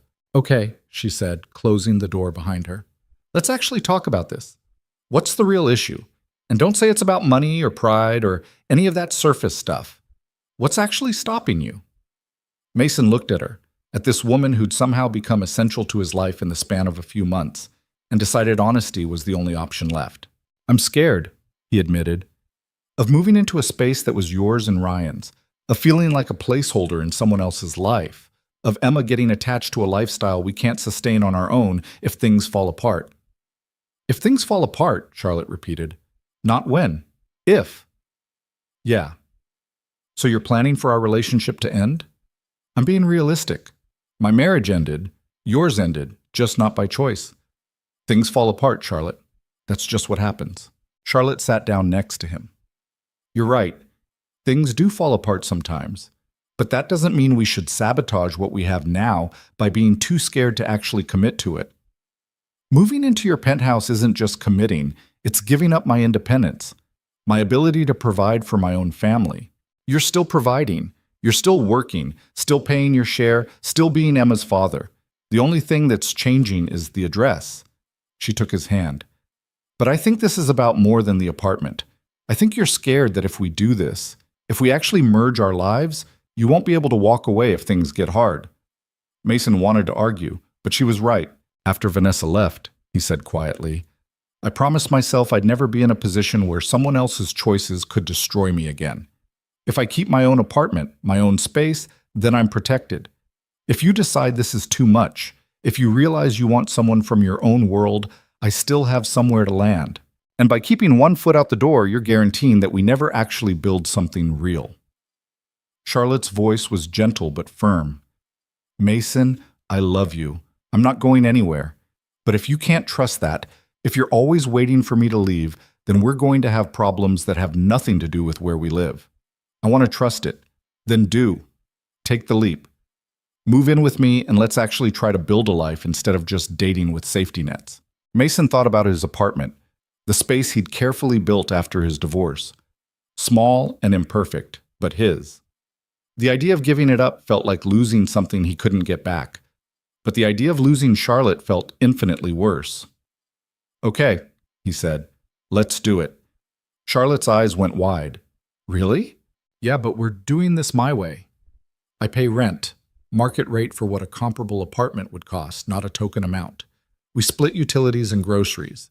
Emma's room is hers to decorate however she wants, even if it clashes with your expensive taste. And we go to couples therapy. Couples therapy? If we're doing this, we're doing it right. No more fighting about money and then pretending we solved it. No more avoiding hard conversations. We need help navigating this, and I'm not too proud to ask for it. Charlotte looked at him for a long moment, then smiled. Okay. All of that sounds reasonable, except the market rate rent thing. That's still you being stubborn. Non-negotiable. Fine. Be stubborn. She kissed him. But you're moving into my penthouse, Mason Reed, into our penthouse, and we're going to make it work. We're going to try. We're going to succeed. Mason hoped she was right. The actual move happened over 2 weekends.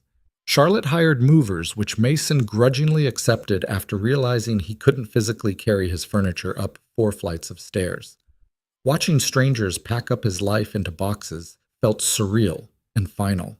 Emma was thrilled about the move, especially when Charlotte showed her the bedroom that would be hers, nearly twice the size of her current room, with its own bathroom and a window overlooking the city.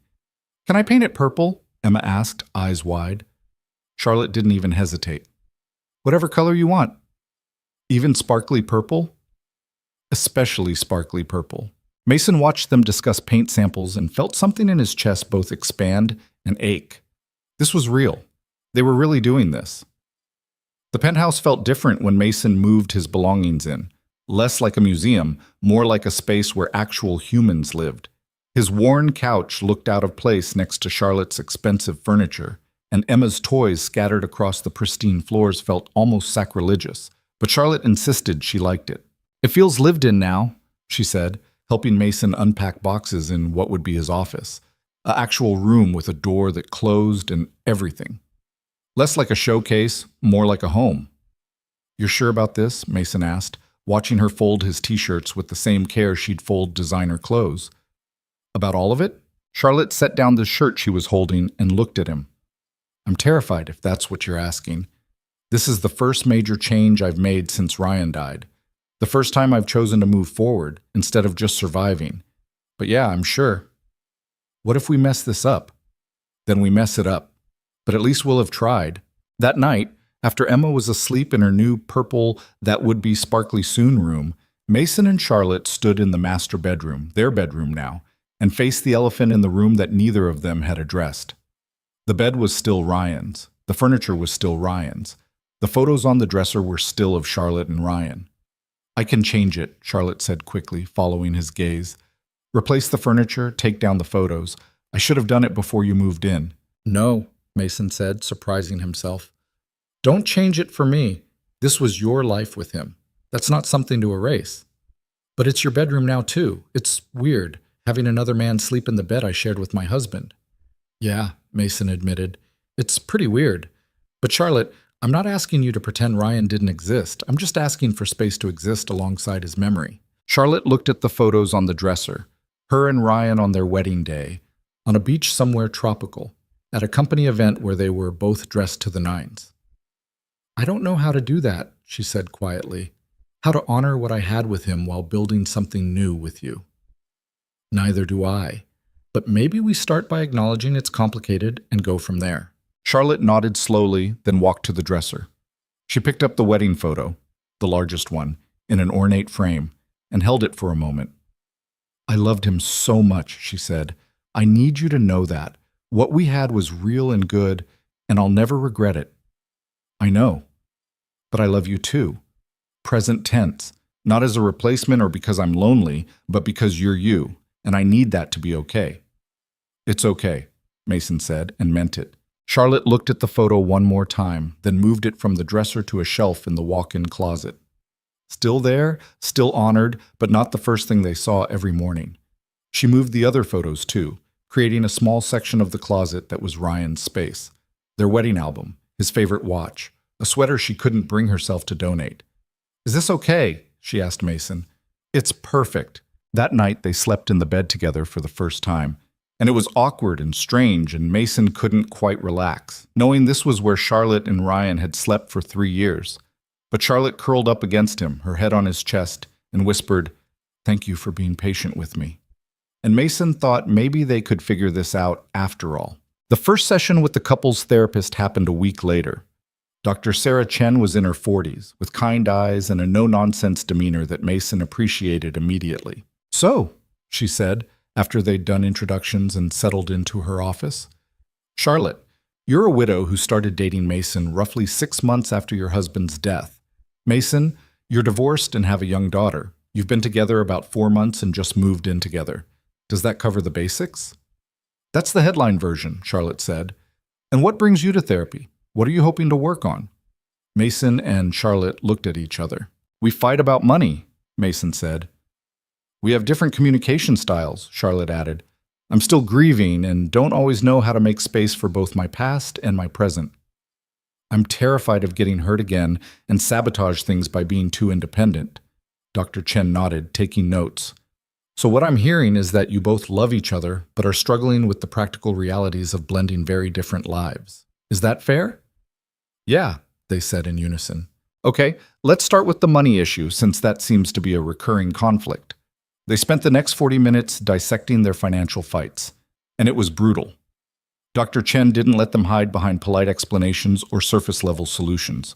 She dug into Mason's fear of being dependent, Charlotte's habit of using money to solve problems, the power imbalance their financial difference created. "Money is never just about money," Dr. Chen said. "It's about power, control, security, self-worth. Mason, when Charlotte pays for things, what does that mean to you?" "That I'm failing," Mason admitted, "as a provider, as a partner, that I'm not enough." "And Charlotte, when Mason refuses your financial help, what does that mean to you?" "That he doesn't trust me, that he's keeping distance between us, that he sees me as a bank account instead of a partner." Dr. Chen nodded. "And neither of those interpretations is actually what the other person means, but that's what you're hearing, so we need to work on communicating the actual intention, not the perceived meaning." It was exhausting and uncomfortable, but when they left, Mason felt like they'd actually made progress. "That was harder than I expected," Charlotte said in the car. "Yeah, but good, I think." "We're coming back, right? Every week?" "Every week," Mason confirmed. Charlotte reached over and took his hand. "We're going to figure this out." "We better. I already changed my mailing address." She laughed, and Mason felt some of the tension from the session ease. Emma adjusted to the penthouse faster than Mason did. Within 2 weeks, she'd claimed every corner of the space as her territory. Her toys were everywhere, her art covered the refrigerator, and she'd somehow convinced Charlotte to let her hang a bedsheet fort in the living room that had been there for 5 days now. "We should probably take that down," Mason said, looking at the fort that was definitely not part of Charlotte's original design aesthetic. "Why?" Charlotte was working on her laptop at the kitchen island, perfectly content to ignore the chaos. "Because it's been up for almost a week, and we have a living room that looks like a camping trip exploded. Emma loves it. I love that she feels comfortable enough to build forts in our home. It stays. Our home." Charlotte said it so naturally, like it had always been theirs instead of hers. Mason felt that dangerous thing in his chest expand again. "You're going soft," he said. "I'm learning to care about different things. There's a difference." Emma emerged from the fort. "Charlotte, can we make cookies?" "I don't know how to make cookies." "Daddy can teach us." Charlotte looked at Mason with an expression that clearly said, "Please help me." "Fine," Mason said, "but I'm in charge and you both have to follow instructions." Making cookies with Charlotte and Emma turned into the kind of beautiful disaster that Mason would remember for the rest of his life. Charlotte proved to be spectacularly bad at following recipes. Emma got flour absolutely everywhere, and they somehow went through an entire bag of chocolate chips before the dough was even made because Charlotte and Emma kept taste testing. "This is why I order desserts," Charlotte said, looking at the misshapen cookies that came out of the oven. They taste good, though, Emma said, mouthful of chocolate. She's right, Mason admitted. Ugly, but delicious. They ate warm cookies in the fort Emma had built, and Mason looked at Charlotte, billion-dollar CEO, sitting cross-legged on the floor with cookie crumbs on her shirt, and thought about how far they'd both come. What? Charlotte asked, catching him staring. Nothing, just thinking about how weird our life is. Good weird or bad weird?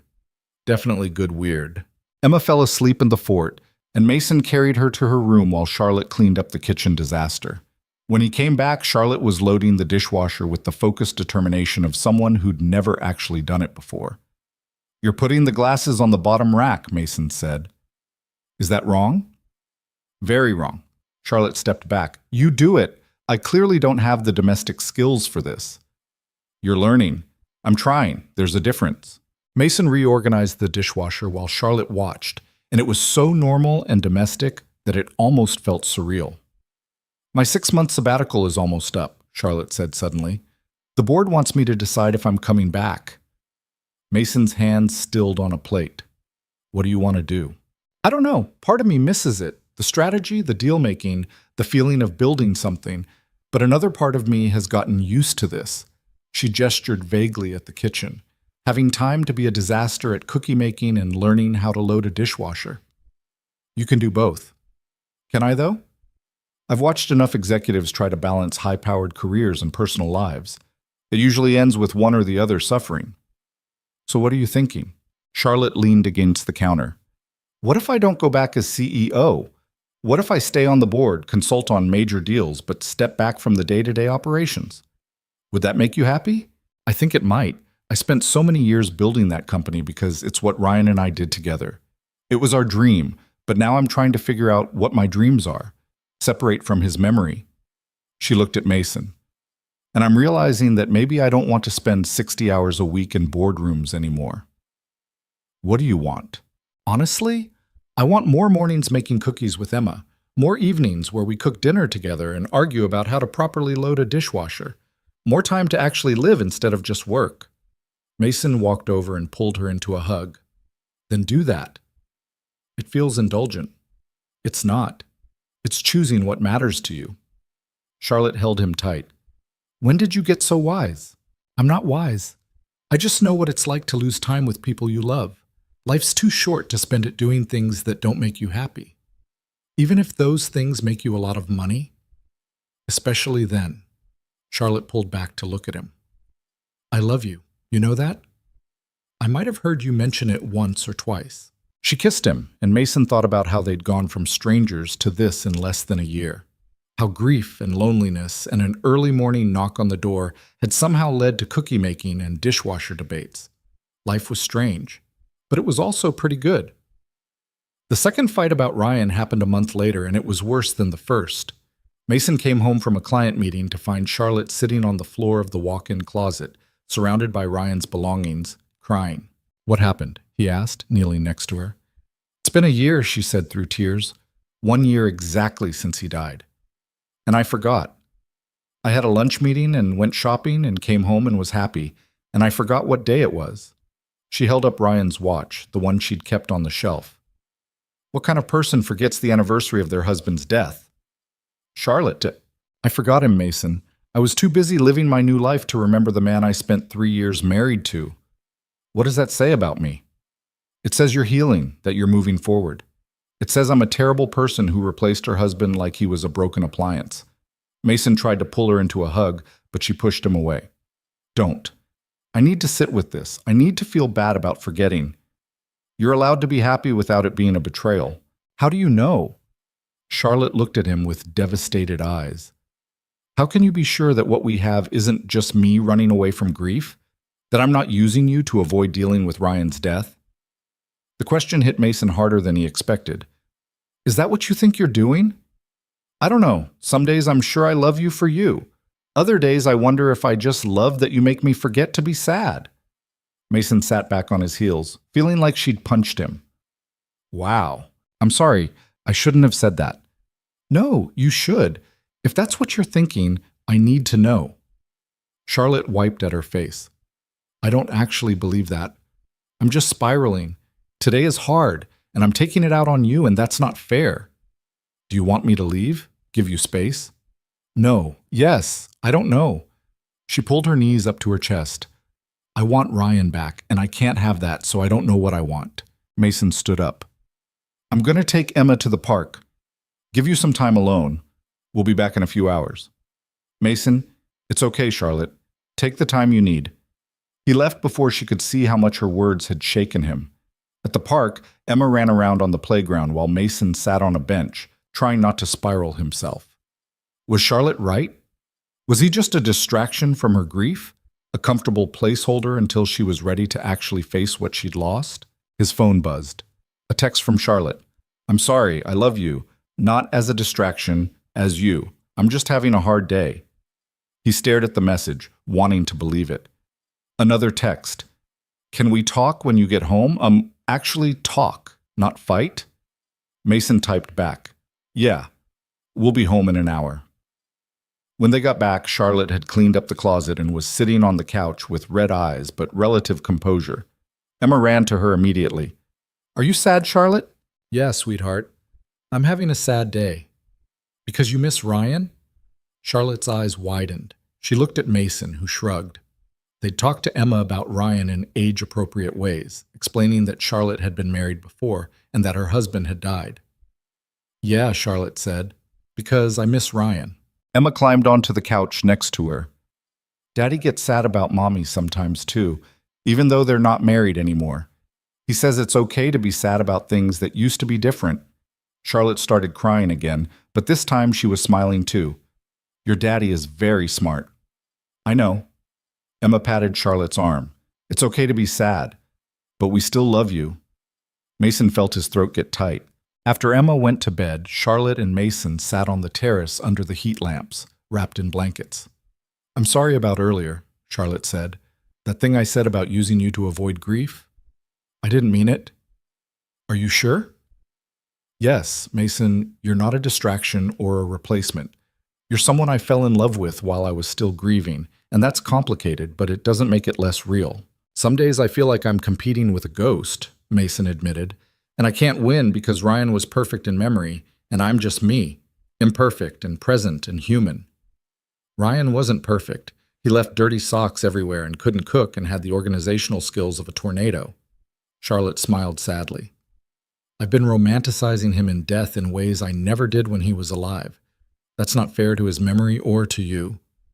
I don't need you to stop loving him. I know, but I need to love him accurately, not this idealized version that makes you feel like you can't measure up. She took Mason's hand. You're not competing with Ryan. You're building something different with me, something that's ours. Even on the hard days, especially on the hard days. They sat in silence for a while, and Mason thought about how love after loss was messy and complicated and nothing like the movies made it seem. Dr. Chen is going to have a field day with this session, Charlotte said eventually. Mason laughed, despite himself. Oh yeah, we're giving her great material. We're probably paying for her next vacation. Worth it if it keeps us from killing each other. Charlotte leaned against him. I do love you, you know. On sad days and happy days and all the complicated in-between days. I love you too, Mason said, even when you're a mess. Especially when I'm a mess? Especially then. The proposal from Charlotte's company came in October, 8 months after Mason had moved into the penthouse, and a year and a half since Ryan's death. The interim CEO was ready to step down, and the board wanted Charlotte back full-time. Not just as a consultant or board member, but as the actual CEO running day-to-day operations. The offer included a significant raise, expanded equity, and basically carte blanche to run the company however she wanted. Mason found her on the terrace, staring at the contract on her tablet, a glass of wine untouched beside her. Big decision? He asked, sitting down next to her. The biggest? Charlotte set down the tablet. They want an answer by Friday. What does your gut say? My gut says I don't miss it as much as I thought I would. The strategy session? Sure. The deal-making? Absolutely. But the politics, the constant pressure, the feeling that every decision I make gets analyzed by hundreds of people. She shook her head. I don't miss that at all. So tell them no. It's not that simple. This company was Ryan's and my dream. Walking away from it completely feels like abandoning what we built together. Mason was quiet for a moment, choosing his words carefully. Can I say something that might be hard to hear? Always. Ryan's gone. And I know you loved what you built together, but Charlotte, you're allowed to want different things now. You're allowed to let go of dreams that don't fit your life anymore. Charlotte's eyes filled with tears. What if letting go means forgetting him? It doesn't. Letting go of the company doesn't erase 3 years of marriage or everything you accomplished together. It just means you're choosing what makes you happy now instead of what made you happy then. When did you become so wise about grief? I'm not wise. I just know what it's like to hold on to things because you're scared of what happens when you let go. Mason thought about his old apartment, the one he'd clung to as proof of his independence. Sometimes the thing you're holding on to is actually holding you back. Charlotte wiped her eyes. I think I want to say no to the CEO position. Maybe stay on the board, maybe consult on major deals, but step back from running the company. Then say no. Just like that? Just like that. Charlotte looked at him, and Mason saw something shift in her expression. Relief mixed with fear, mixed with something else he couldn't quite identify. What if I say no and then regret it? Then you made the wrong choice. But at least it'll be your choice. Not one you made because you felt obligated to Ryan's memory. Charlotte picked up her wine glass and took a long sip. I'm going to do it. I'm going to tell them no. Yeah? Yeah, and then I'm going to figure out what I actually want to do with my life instead of just maintaining what Ryan and I started. Mason kissed her forehead. I'm proud of you. Don't be proud yet. I haven't actually sent the email. But she did, right there on the terrace, with Mason sitting next to her. She typed out a gracious but firm decline, thanked the board for the opportunity, and outlined her plan to remain involved in a limited capacity. When she hit send, her hand was shaking. Done, she said, setting down the tablet. Oh my God, what did I just do? You made a choice, a hard one. I just turned down a multi-million-dollar position to, what, make cookies with Emma and learn how to properly fold laundry? If that's what you want, then yeah. Charlotte laughed shakily. This is insane. I'm insane. You're brave. I'm terrified. Those things aren't mutually exclusive. She kissed him then, hard and desperate, like she needed to anchor herself to something real. When they pulled apart, she was crying again, but this time she was smiling too. I love you, she said. Thank you for not trying to talk me into taking the job. I would have supported you either way.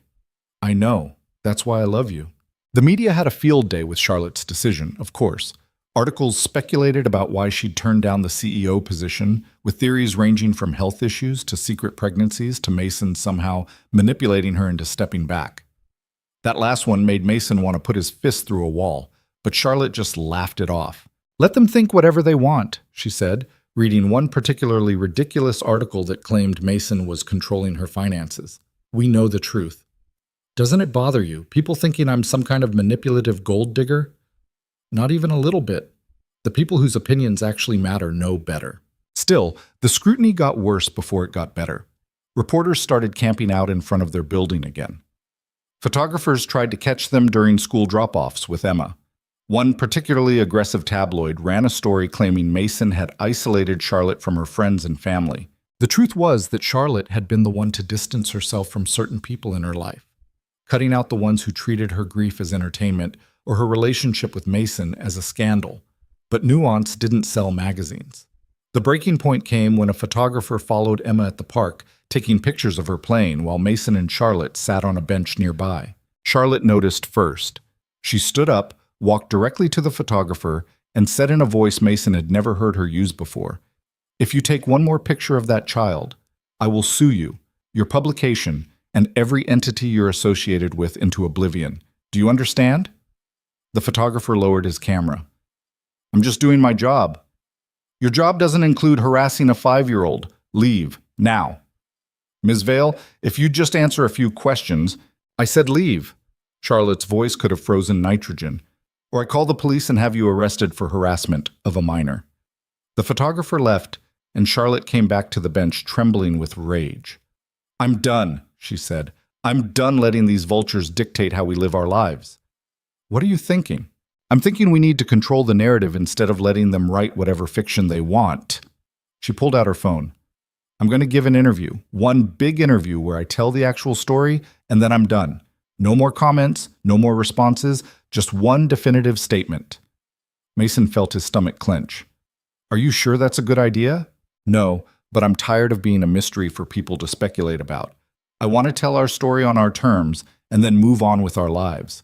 She called her publicist right there from the park bench, and within 2 days she had an interview scheduled with a respected journalist known for thoughtful, in-depth pieces rather than gotcha questions. The interview took place in the penthouse, with Mason deliberately not present. Charlotte had insisted he didn't need to be there, that this was her story to tell. But when the article published 2 weeks later, Mason read it 3 times, his throat getting tighter with each pass. The journalist had titled it Charlotte Vale on Loss, Love, and Learning to Live Again, and it was devastating in its honesty. Charlotte talked about the morning Ryan died, about finding him unresponsive and knowing immediately that he was gone. About the funeral where she'd felt nothing because the grief was too big to process. About the weeks after when she couldn't sleep in their bed or eat or function like a human being. She talked about knocking on Mason's door that first morning, a stranger seeking comfort from another stranger because she had nowhere else to go. About how he'd given her space to fall apart without trying to fix her. She talked about falling in love while still grieving, about the guilt that came with feeling happy again, about learning that love doesn't work on a timeline and grief doesn't have an expiration date. And she talked about Ryan, not as the perfect husband who died too young, but as a real person she'd loved and fought with and built a life with. Someone she'd always loved but had to learn to love in memory instead of in person. The last paragraph made Mason's chest hurt in the best way. People ask me how I can move forward so quickly, as if there's a socially acceptable timeline for grief. But here's what I've learned. Moving forward isn't forgetting. Loving someone new isn't betraying someone who died. Life doesn't pause for loss, and happiness doesn't diminish sadness. I loved Ryan with everything I had. I love Mason with everything I have now. Those truths coexist, and I'm done apologizing for that. I'm done letting other people's discomfort with my grief dictate how I live my life. Ryan's gone, and that's a tragedy I'll carry forever. But I'm still here, and I'm choosing to actually live instead of just survive. I think Ryan would want that for me. I know Mason wants that for me. And most importantly, I want that for myself. Mason set down his phone and found Charlotte watching him from the kitchen. Well? She asked nervously. Was it too much? Mason crossed the room and pulled her into his arms. It was perfect. I talked about Ryan a lot. You should have. He was important. He still is. But I talked about you too. About us. Is that okay? Charlotte, you just told the entire world that you love me. Yeah, it's okay. She held him tight. I'm scared of what people are going to say. Let them say whatever they want.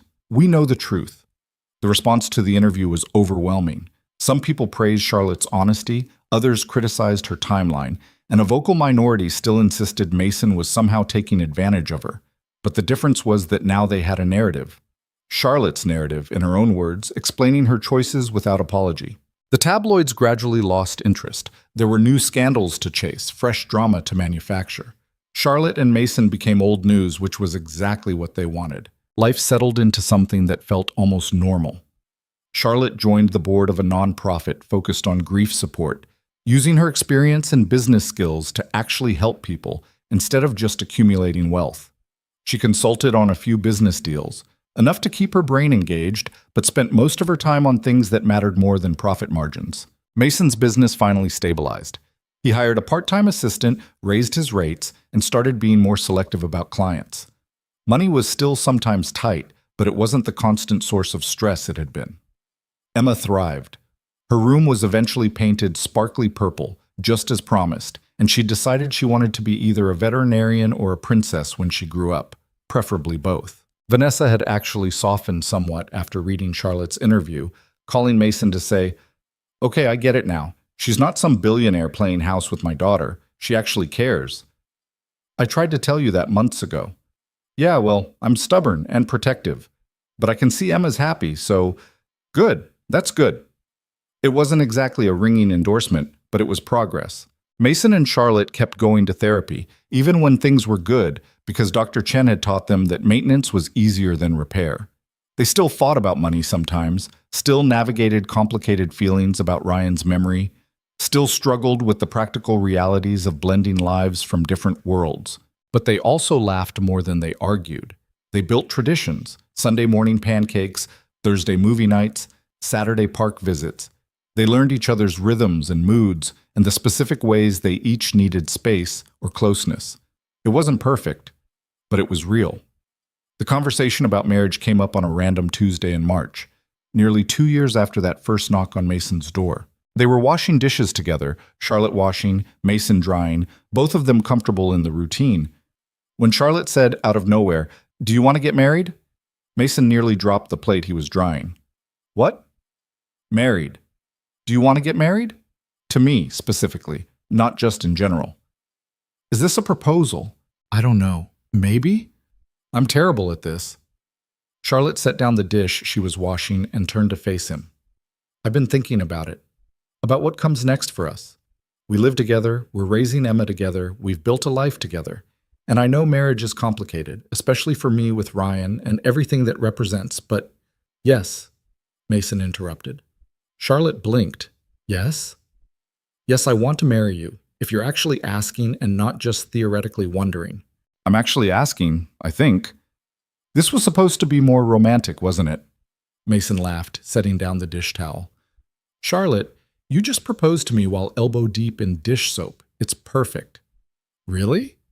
"Really?" He kissed her, tasting dishwater and happiness.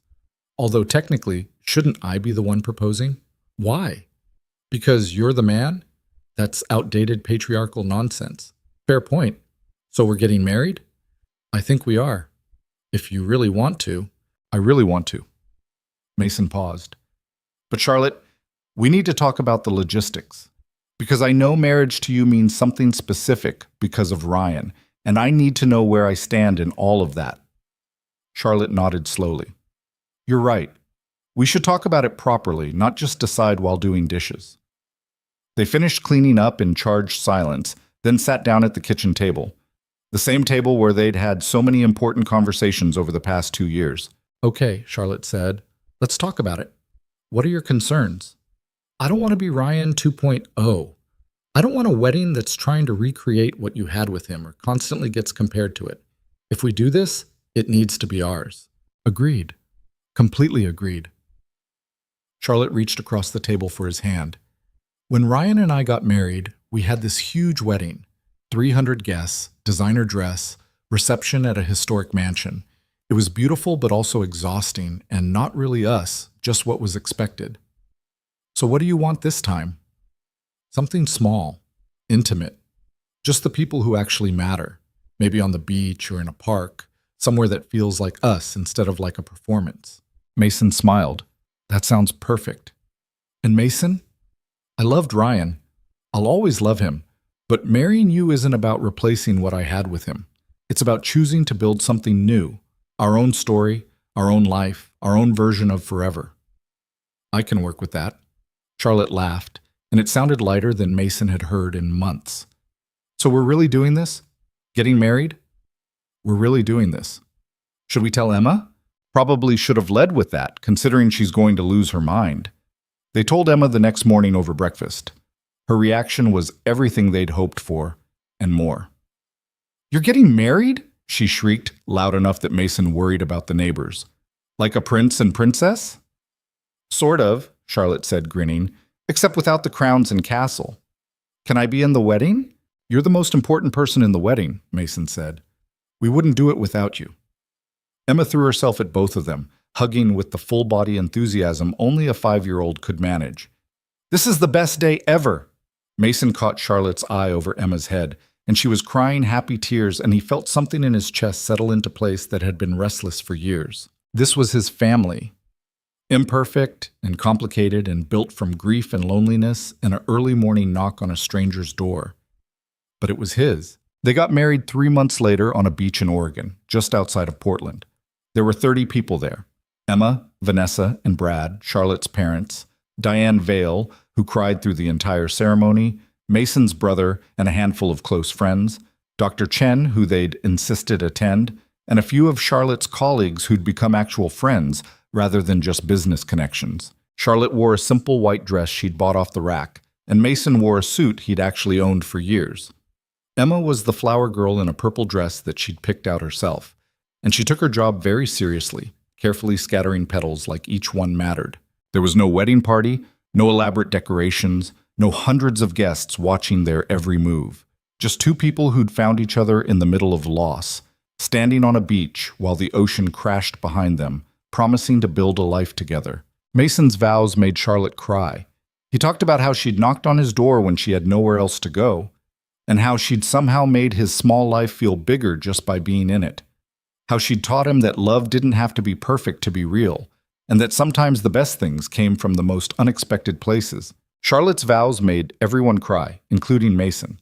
She talked about Ryan, which some people had advised against, but she'd insisted on. She said that loving someone who died had taught her that love was infinite, not finite.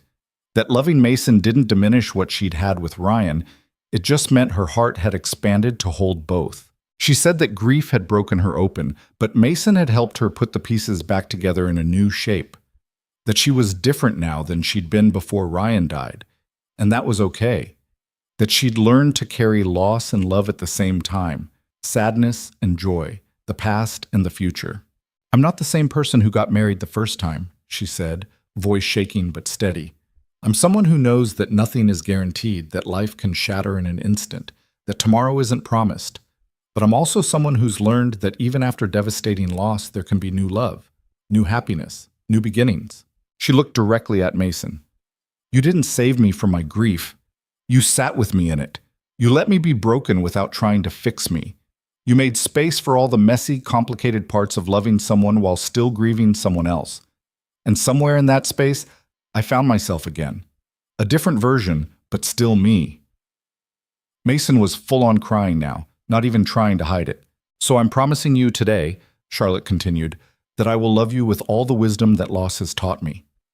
I'll love you knowing how precious and fragile this is.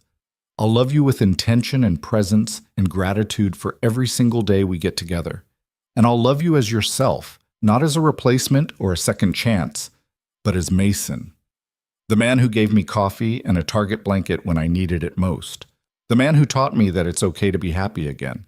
When they kissed, Emma cheered so loudly that several other beachgoers stopped to watch and applaud.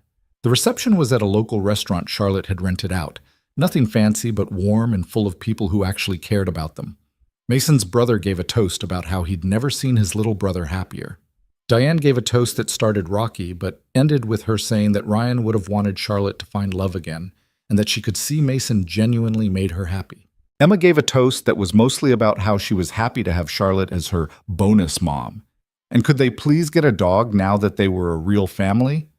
"We'll talk about the dog," Charlotte said, laughing. "That's not a no," Emma said triumphantly. They danced to a song Charlotte and Mason had chosen together. Nothing that had significance to her first wedding, just something they both liked. Mason wasn't a great dancer, but Charlotte didn't care, and they swayed together while Emma twirled around them with other kids from the wedding. Late in the evening, Mason found Charlotte standing outside the restaurant, looking at the ocean in the distance. "Hey," he said, wrapping his arms around her from behind. "You okay?" "Better than okay. Happy." She leaned back against him. "I was just thinking about that morning I knocked on your door, how terrified I was, how broken I felt, how sure I was that I'd never be okay again. And now? Now I'm married to you, and Emma's asking for a dog, and I can't remember the last time I cried myself to sleep." She turned in his arms to face him. "Life is strange, isn't it? How the worst thing that ever happened to me somehow led to this. I don't think it's about the bad thing leading to the good thing. I think it's just about what you choose to do after the bad thing happens." "When did you become a philosopher?"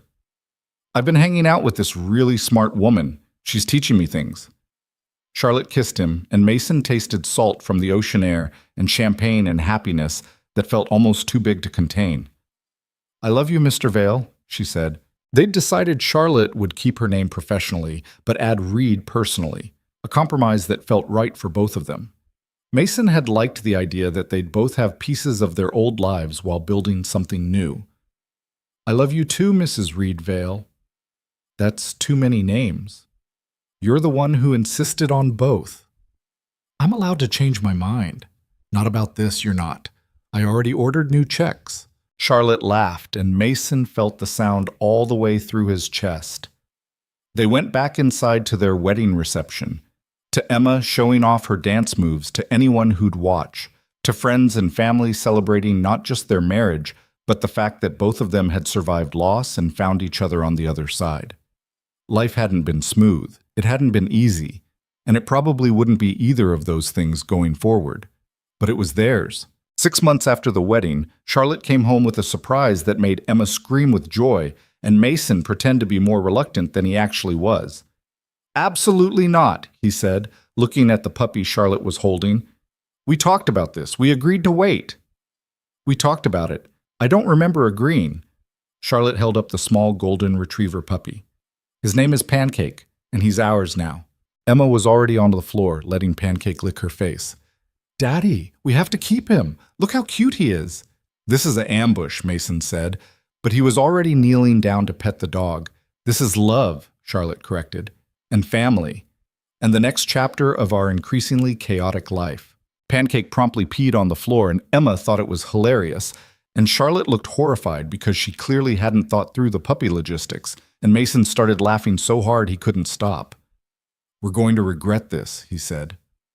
"Probably," Charlotte agreed, "but we'll regret it together." And that became their thing.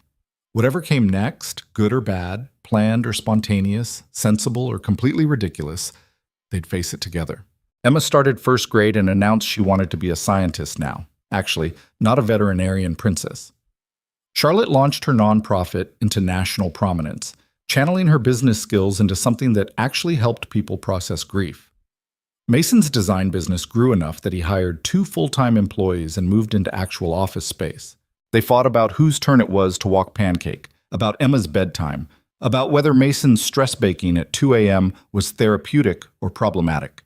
They went to therapy when things got hard, and sometimes just because they wanted to check in.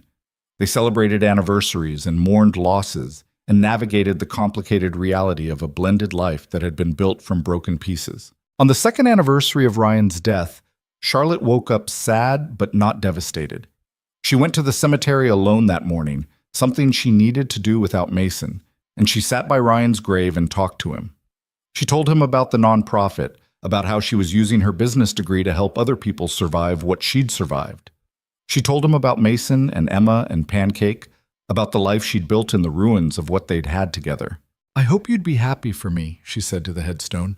"I think you would be. You always said life was too short to waste being miserable."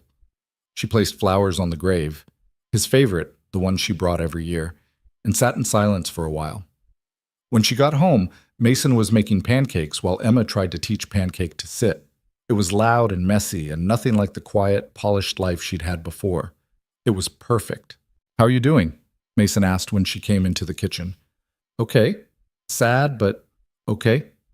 She kissed him. "Thank you for not coming with me. You needed to go alone, I get it. But I'm glad to come home to you." They ate breakfast together, the 4 of them, 5 if you counted Pancake begging under the table, and Charlotte felt the particular ache of loving someone who was gone alongside the warmth of loving someone who was here. Both things were true. Both things could coexist. Life was long and short and unpredictable and precious. Loss was devastating and inevitable. Love was complicated and messy and worth every bit of difficulty it brought. And sometimes, in the middle of the darkest moment you can imagine, someone knocks on your door and changes everything. Charlotte had knocked on Mason's door looking for a place to fall apart. She'd found somewhere to rebuild. Mason had opened his door expecting nothing. He'd found everything. And Emma, who'd started all of this just being a 4-year-old in an apartment that felt too small, now had a family that sprawled across a penthouse that felt too big and somehow exactly right at the same time. Years later, when Emma was older and asked about how they got together, Mason and Charlotte would tell her the truth. That sometimes love shows up when you're least ready for it. That grief doesn't have a timeline and happiness doesn't require permission. That the best things in life often come from the most unexpected moments. That on a random morning in January, when everything felt broken and hopeless and impossible, a woman knocked on a stranger's door at 7 a.m., and both their lives changed forever. Not because the knock fixed anything, but because sometimes all you need is someone willing to sit with you in the broken parts until you're ready to start putting the pieces back together. And sometimes those pieces form something even better than what you had before. Different, but better. Theirs, not anyone else's. Real and imperfect and absolutely worth the risk of opening the door.